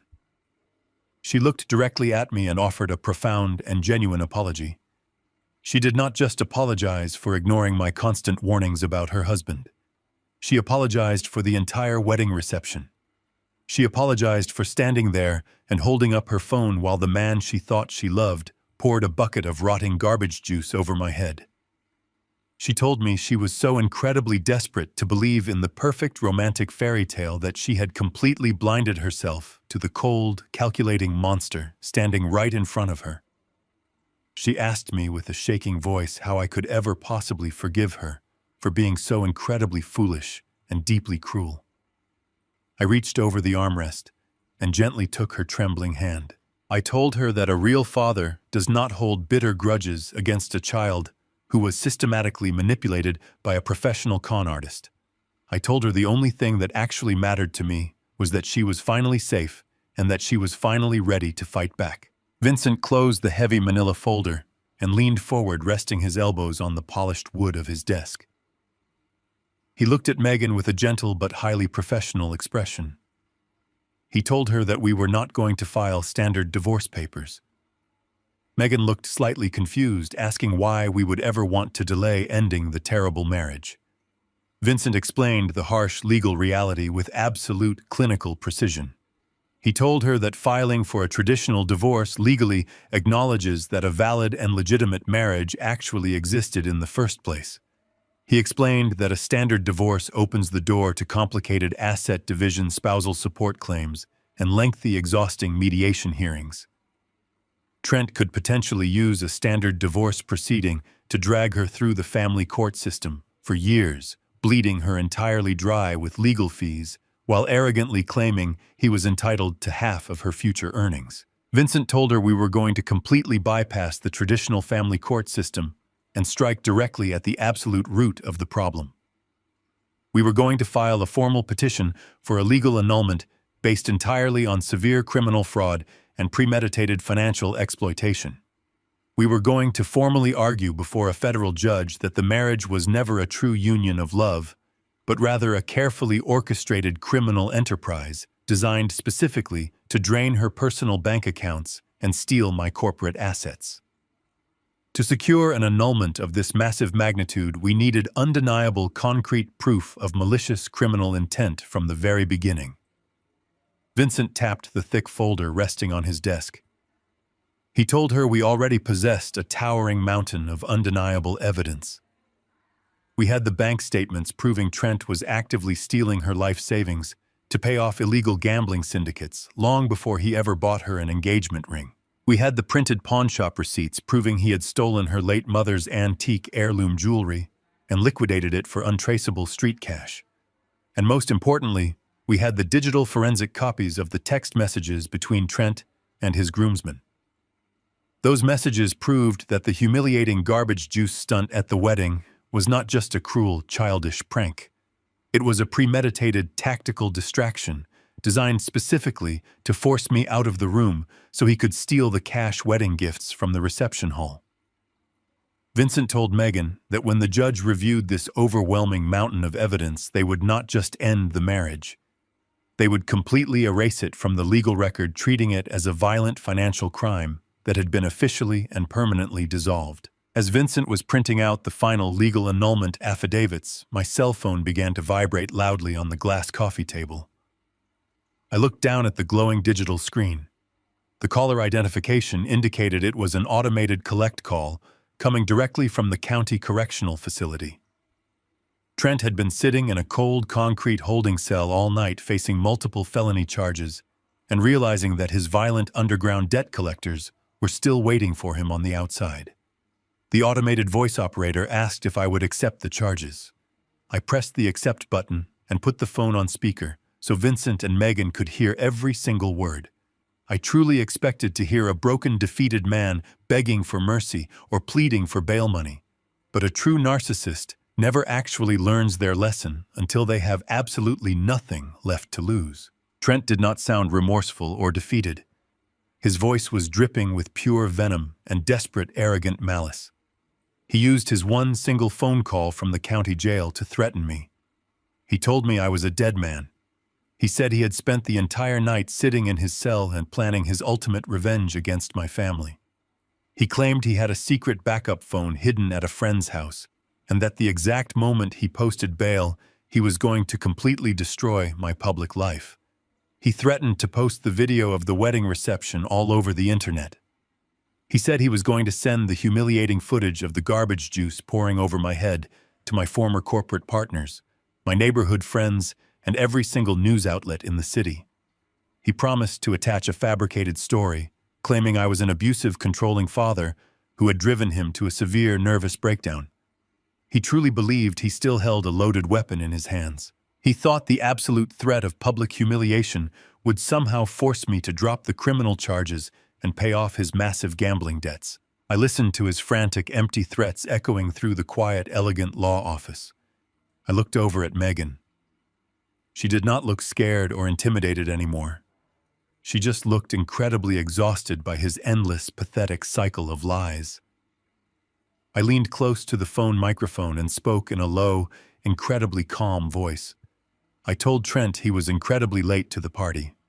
I explained that in the modern digital age, threatening someone with a viral video only works if you actually control the public narrative. I told him I had already taken his greatest weapon and turned it into his absolute execution. I informed him that the video of the wedding reception had already been posted online the very same night he was arrested, but I was the one who posted it. I told him I had uploaded the high-definition footage of him pouring the rotting garbage over my head to every major social media platform. But I did not just post the raw video. I professionally edited the footage. I attached the audio recording of him screaming and crying like a child while the airport police tackled him to the ground. I included clear, high-resolution images of the pawn shop receipts, showing exactly how much money he stole from my dead wife. I attached the official police report from the hostage situation and a full, comprehensive summary of his illegal gambling debts. I told him the video already had hundreds of thousands of views. The entire world was not laughing at a humiliated father. They were watching a complete digital documentary about a pathetic con artist who completely destroyed his own life for a few dollars. I told him his former employer had seen it. His wealthy corporate clients had seen it. And most importantly, the violent bookies he owed money to had seen it, and they now knew exactly where he was sitting.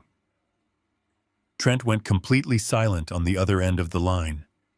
The heavy, suffocating realization of his total public and financial destruction finally crushed the last remaining breath out of his lungs. I did not wait for him to formulate a response. I reached down and ended the call, permanently severing his final connection to the outside world. The internet is a ruthless and entirely unpredictable machine. Trent had built his entire arrogant stunt around the idea that social media would celebrate him.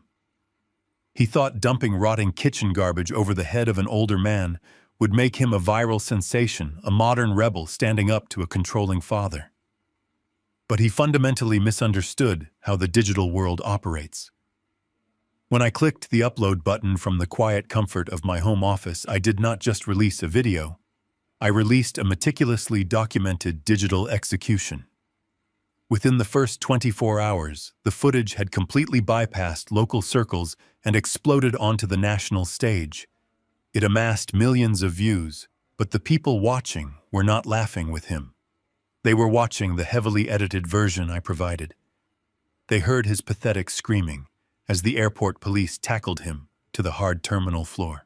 They saw the high-resolution scans of the pawnshop receipts detailing exactly how he stole his dead mother-in-law's antique jewelry.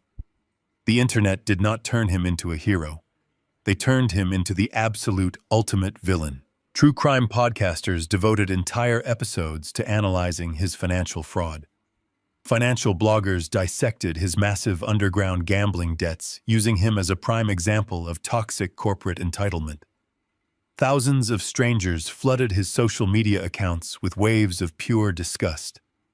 The carefully curated image of the successful, wealthy financial advisor was entirely incinerated overnight.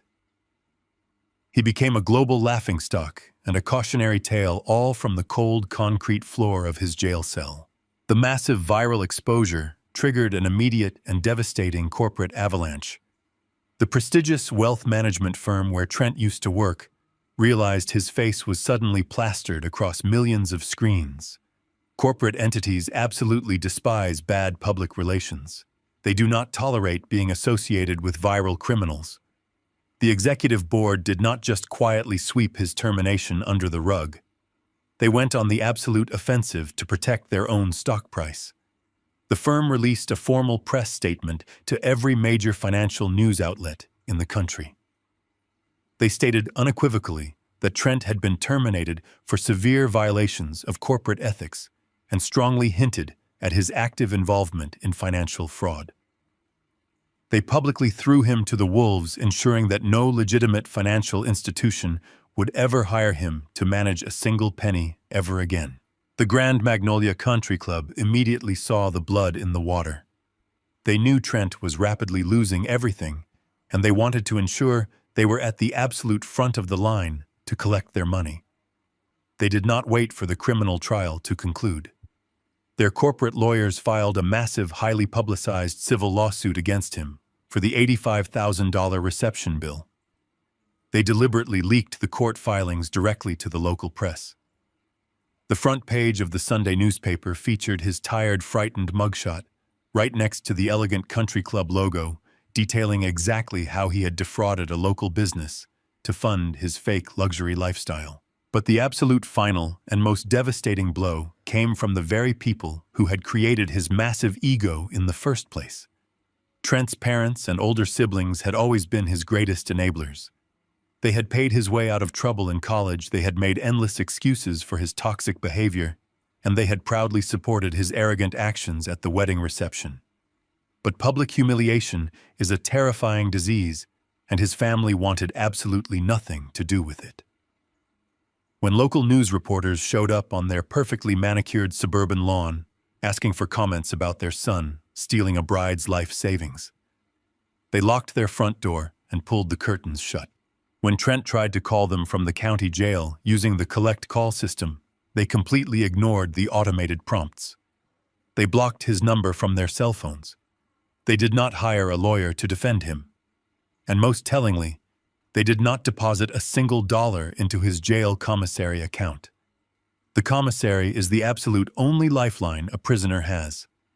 Without those funds, Trent could not buy extra food to supplement the terrible jail meals. He could not buy decent soap, warm socks, or writing materials. He was completely cut off from the outside world. He was entirely isolated, abandoned by his friends, fired by his job, and disowned by his enablers. He was sitting in a 6-by-8-foot concrete box, completely alone with the terrifying reality of what he had done. Exactly 1 week later, the dust was finally beginning to settle. Megan was safely recovering in a beautiful new apartment that I had quietly leased for her under a corporate trust name to ensure her absolute privacy. I was sitting in Vincent's elegant law office reviewing the final legal strategies for the upcoming court battles. The heavy wooden door to the conference room opened, and the receptionist announced a visitor. It was not a high-priced defense attorney wearing a custom suit and carrying a premium leather briefcase. Trent had absolutely no money left to afford a real lawyer. The man who walked into the room was an overworked, exhausted public defender carrying a thin, worn-out cardboard folder. The public defender sat across the polished mahogany table and let out a long, tired sigh. He looked at Vincent and then looked directly at me. He knew his client was completely indefensible, and he did not even attempt to argue Trent's innocence. Instead, he slid a single crisp piece of white paper across the table. I looked down at the document. It was the formal annulment agreement. At the bottom of the page, Trent had already signed his name in shaky blue ink. The defender explained the desperate terms of the plea deal Trent had formulated from his jail cell. Trent was offering to grant the annulment immediately. He would not fight the dissolution of the marriage. He would not ask for a single penny of spousal support, and he would give Megan her total legal freedom the very next morning. It was exactly what we wanted. But the defender raised his hand, signaling there was a single condition. In exchange for signing away the marriage, Trent was begging me to formally drop the pending civil lawsuits regarding the stolen antique jewelry. He was terrified of the massive financial judgment hanging over his head, and he desperately wanted to wipe the slate clean so he could breathe again. Trent actually thought he was making a brilliant strategic negotiation. He thought giving Megan her freedom was a massive bargaining chip that would force me to let him walk away from the $250,000 he stole from my dead wife. He thought the game was still being played in civil court. I looked down at his shaky signature on the annulment paper and felt a cold, deep satisfaction wash over me. Trent had absolutely no idea that the jewelry he stole was not just a civil matter. He did not realize the trap he had just blindly stepped into, and I was about to show his exhausted public defender exactly why the silent adjustment was entirely inescapable. The secure deposition room inside the downtown county courthouse was entirely devoid of warmth or comfort. There were no windows to let in the bright morning sunlight, just 4 flat gray walls and a buzzing fluorescent light fixture mounted flush against the ceiling. I sat on one side of the long, heavy steel table with my daughter Megan sitting quietly to my left and Vincent, my attorney, sitting to my right. The air in the small room was completely stale and smelled faintly of floor wax and harsh institutional disinfectant. We waited in complete and absolute silence for exactly 10 minutes. No one spoke a single word. We just sat there breathing evenly and waiting for the final act of this incredibly dark chapter to begin. Finally, we heard the heavy metallic click of the security door unlocking from the outside.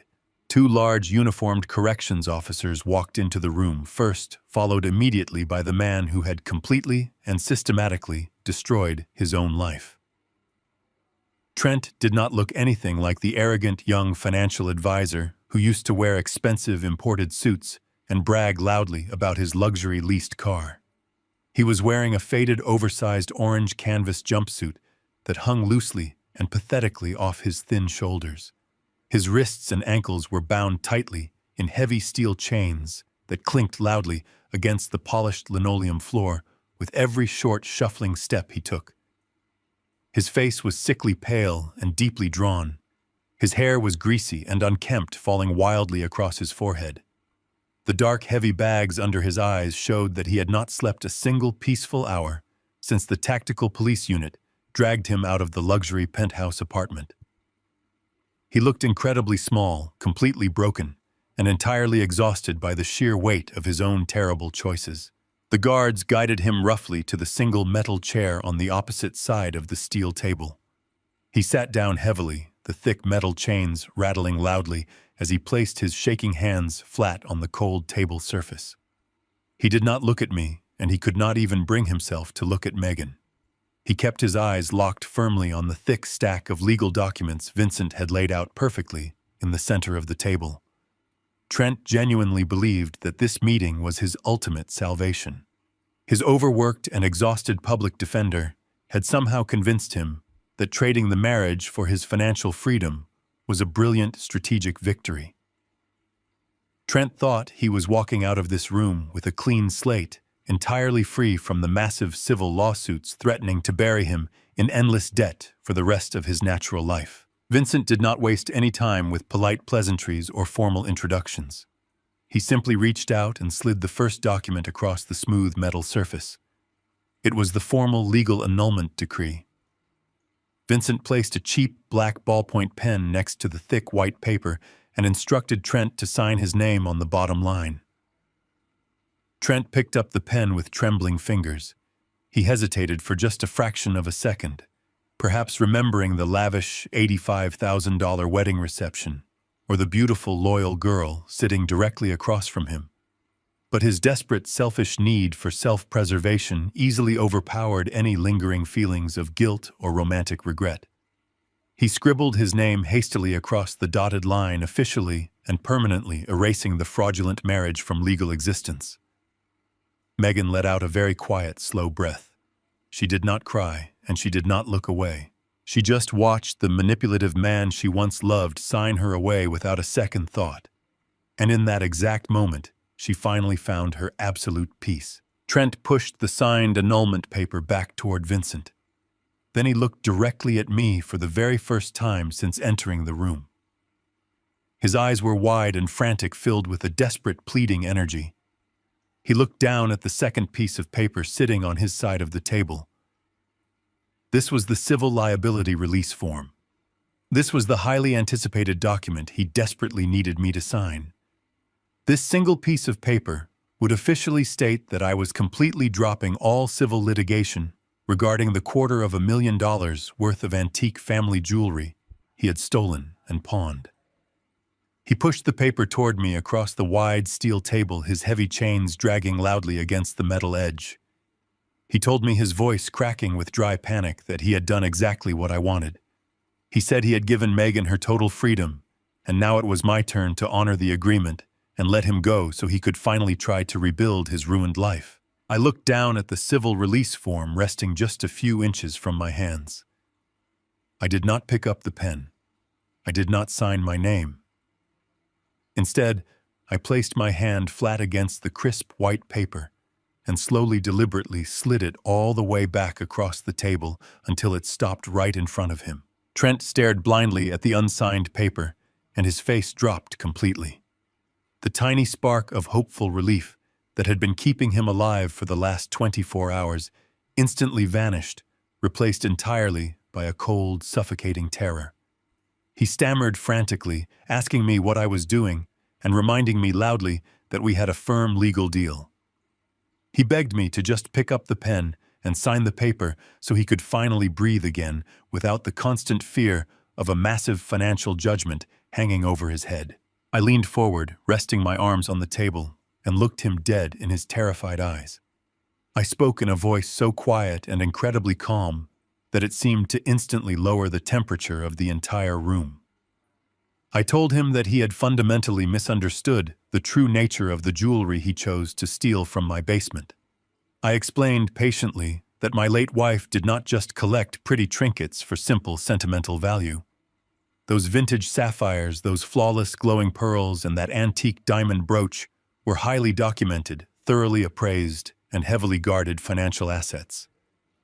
I told him that because they were incredibly valuable, they were fully covered under a premium comprehensive insurance policy managed by a massive international corporate underwriter. I watched his eyes widen in absolute horror as the terrible, unavoidable realization began to form clearly in his mind. I explained the harsh legal reality of his situation with complete clinical detachment. I told him that when he stole those insured assets from a locked safe and illegally sold them to a seedy underground pawn shop for untraceable street cash, he did not just commit a simple property theft against his trusting father-in-law. By pawning fully insured corporate assets to pay off an illegal gambling syndicate, He had automatically triggered strict federal statutes. He had committed massive felony insurance fraud. I told him the exact reason I could not sign the civil release form was because the stolen jewelry simply no longer belonged to me. The very moment I reported the theft to the authorities, the insurance company completely compensated my corporate trust for the financial loss. Therefore, the massive debt he owed was no longer a private family matter that I could just politely wave away. He now owed $250,000 directly to a ruthless, multi-billion-dollar international insurance conglomerate. I let that terrifying fact hang heavily in the stale air for a few agonizing seconds before delivering the absolute final blow. I calmly informed him that my attorney Vincent was not the only powerful lawyer walking the halls of the building today. I told Trent that a team of incredibly aggressive corporate litigators representing the insurance company was currently sitting in the courthouse lobby just down the hall. They were waiting patiently for this exact meeting to conclude so they could formally serve him with a massive federal lawsuit and add 3 new felony fraud charges to his rapidly growing criminal record. The absolute finality of the trap finally closed tightly around his throat. Trent realized in that exact agonizing moment that there was never any deal on the table. There was never any hope of escape or mercy. I had simply used his desperate, cowardly desire for freedom to secure Megan's annulment without a single ounce of legal resistance. He realized that the silent adjustment was not just about taking away his fancy car, his prestigious job, or ruining his public reputation. It was about meticulously building an inescapable titanium cage around him and expertly forcing him to lock the heavy door completely from the inside. His reaction was explosive and completely unhinged. Trent let out a loud, blood-curdling scream that echoed violently off the hard concrete walls. He threw his hands down on the steel table and lunged completely out of his metal chair, launching his upper body across the wide table directly toward my face. He wanted to kill me. He wanted to wrap his hands around my neck and destroy the man who had outsmarted him. But the heavy steel chains anchoring his ankles firmly to the floor violently snapped taut, stopping his forward momentum mid-air. Before he could even reach his shaking fingertips across the table, the 2 massive corrections officers descended upon him. They grabbed him aggressively by the shoulders and slammed him brutally face first onto the cold steel table. The loud, sickening crack of his jaw hitting the metal reverberated sharply through the small, quiet room. Megan flinched backward in her chair, but she absolutely did not look away. She watched the uniformed officers wrestle her former husband to the ground, pinning his chained wrists tightly behind his back. Trent thrashed wildly against the polished linoleum floor, screaming incomprehensible threats and sobbing uncontrollably like a broken child as the guards dragged him forcefully toward the heavy security door. I sat completely still at the table, watching the ruined man disappear into the dark hallway to face a very long, miserable future behind cold iron bars. The incredible debt was paid in full, and the score was finally and permanently settled. 6 months have passed since the heavy steel door of the county courthouse closed behind Trent. The changing of the seasons brought a deep and profound quiet back into my life. The chaotic storm of lawyers, police sirens, and viral internet humiliation has finally faded away into a distant memory. The justice system moves slowly, but when it is fueled by undeniable corporate evidence, it moves with absolute crushing certainty. The ruthless attorneys representing the international insurance company completely dismantled whatever pathetic defense Trent tried to mount. He did not get a gentle slap on the wrist or a suspended sentence. Facing a mountain of federal insurance fraud charges on top of his domestic offenses, he was forced to take a strict plea deal to avoid spending decades behind bars. He is currently serving a mandatory 5-year sentence in a federal correctional facility. He no longer wears expensive imported suits or drives leased luxury cars. His days are strictly dictated by armed guards and rigid schedules. His former friends have completely forgotten his name, and his family continues to pretend he does not exist. Trent has tried to write letters to Megan from prison, begging for forgiveness and asking for money for the commissary, but every single envelope goes directly into the paper shredder, completely unopened. The arrogant boy who thought he could outsmart an asset liquidator is now just another numbered inmate locked in a concrete cage of his own making. The most remarkable transformation, however, did not happen inside a prison cell. It happened right here in the city. Megan did not magically bounce back from the trauma of her ruined marriage overnight. The process of unlearning her deep-rooted entitlement and facing her own complicity was incredibly brutal and painful. But she did not run away from the pain. For the first time in her life, she faced reality completely head-on. She did not move back into my comfortable house. She found a modest one-bedroom walk-up apartment in a quiet working-class neighborhood. There is no fully staffed concierge desk, and there are no sweeping views of the downtown skyline. She signed the lease using her own name and secured it with her own modest credit score. She wakes up early every single morning and takes the city bus to a demanding full-time job in a medical billing office.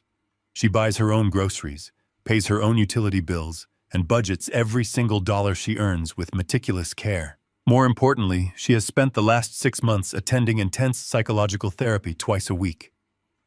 She had to sit in a quiet room and confront exactly why she allowed a manipulative predator to control her, and why she treated the father who sacrificed everything for her with such profound disrespect.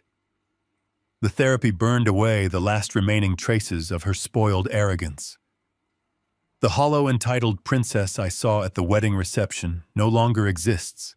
She has been completely replaced by a strong, grounded, and incredibly resilient young woman. When we speak on the phone now, her voice is entirely different. She does not call to demand favors or ask for emergency wire transfers.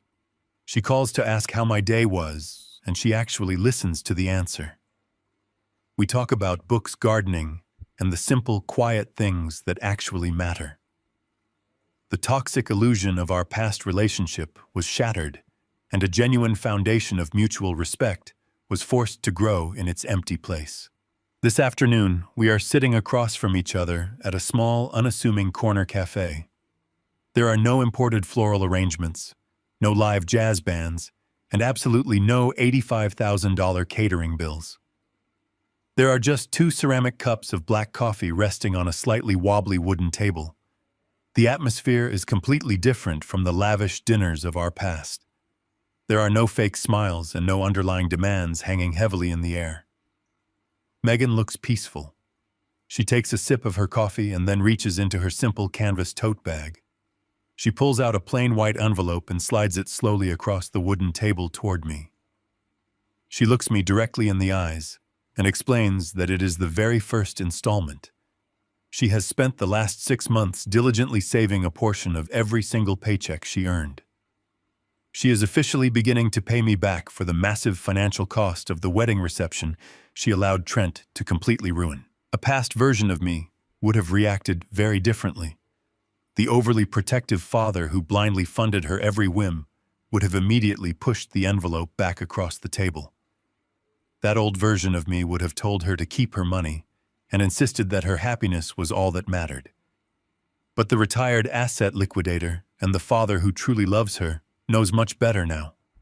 I know that shielding a person from the consequences of their actions only breeds toxic entitlement. True love sometimes requires allowing the people you care about to carry their own burdens. So I do not refuse the envelope. I reach out and pick it up, feeling the slight weight of the paper in my hand. I look at my daughter and tell her how incredibly proud I am of the hard work she is doing. I fold the envelope carefully and place it securely into the inside pocket of my jacket. It is not just a financial repayment.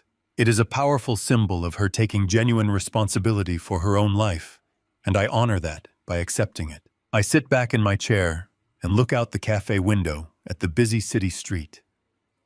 The long and exhausting war is finally over. Trent poured that rotting garbage juice over my head because he wanted to completely humiliate me and break my spirit in front of the entire world. He wanted to prove that I was weak and that he was in absolute control. But his vicious attack accomplished the exact opposite. The foul liquid simply washed away the comfortable lies we had been living in for years. It forced the ugly, terrifying truth up to the surface where it could no longer be ignored. I thought I was losing my only child on that terrible night, but the reality is that I actually saved her. I saved her from a lifetime of manipulation, emotional abuse, and absolute financial ruin. The painful lessons we both learned were incredibly severe, but they were entirely necessary. The ledger is finally balanced, not just in my bank accounts, but in our hearts. And what did you learn from all of this? I learned that true family is not defined by endless financial sacrifices or keeping up appearances for the rest of the world. It is defined by absolute honesty, mutual respect, and the courage to hold the people you love completely accountable for their actions. I learned that you cannot buy genuine loyalty, and you cannot protect your children from the real world forever. Sometimes the greatest act of love is stepping back and letting them rebuild their own lives from the ground up. I am Gary Sullivan, and I am finally living the peaceful retirement I always wanted, surrounded by the absolute truth. Did you like my story, and which city are you listening from? Let us meet in the comments section below. If you like the story, you can support me by sending a super thanks, so I can keep bringing more stories exactly like this. Thank you so much for your sweet support. I am looking forward to your comments on the story. On the screen, you can see 2 new life stories that I highly recommend. There is so much more on my channel. Do not forget to subscribe. See you in the next life story. The greatest lesson learned from this ordeal is that true protection sometimes requires allowing those we love to face the brutal reality of their own choices. We often confuse unconditional love with endless financial sacrifice, inadvertently enabling toxic behavior and blind entitlement. By stripping away the comfortable illusion and exposing the painful truth, the father did not destroy his daughter's life. He provided the essential foundation for her to rebuild it, with genuine strength and dignity. True family bonds are never forged through blind loyalty or keeping up appearances, but through absolute honesty, mutual respect, and the courage to establish unbreakable boundaries. If you have ever had to enforce a painful boundary to protect someone you love from a toxic relationship, share your experience in the comments below and hit subscribe for more stories of absolute justice.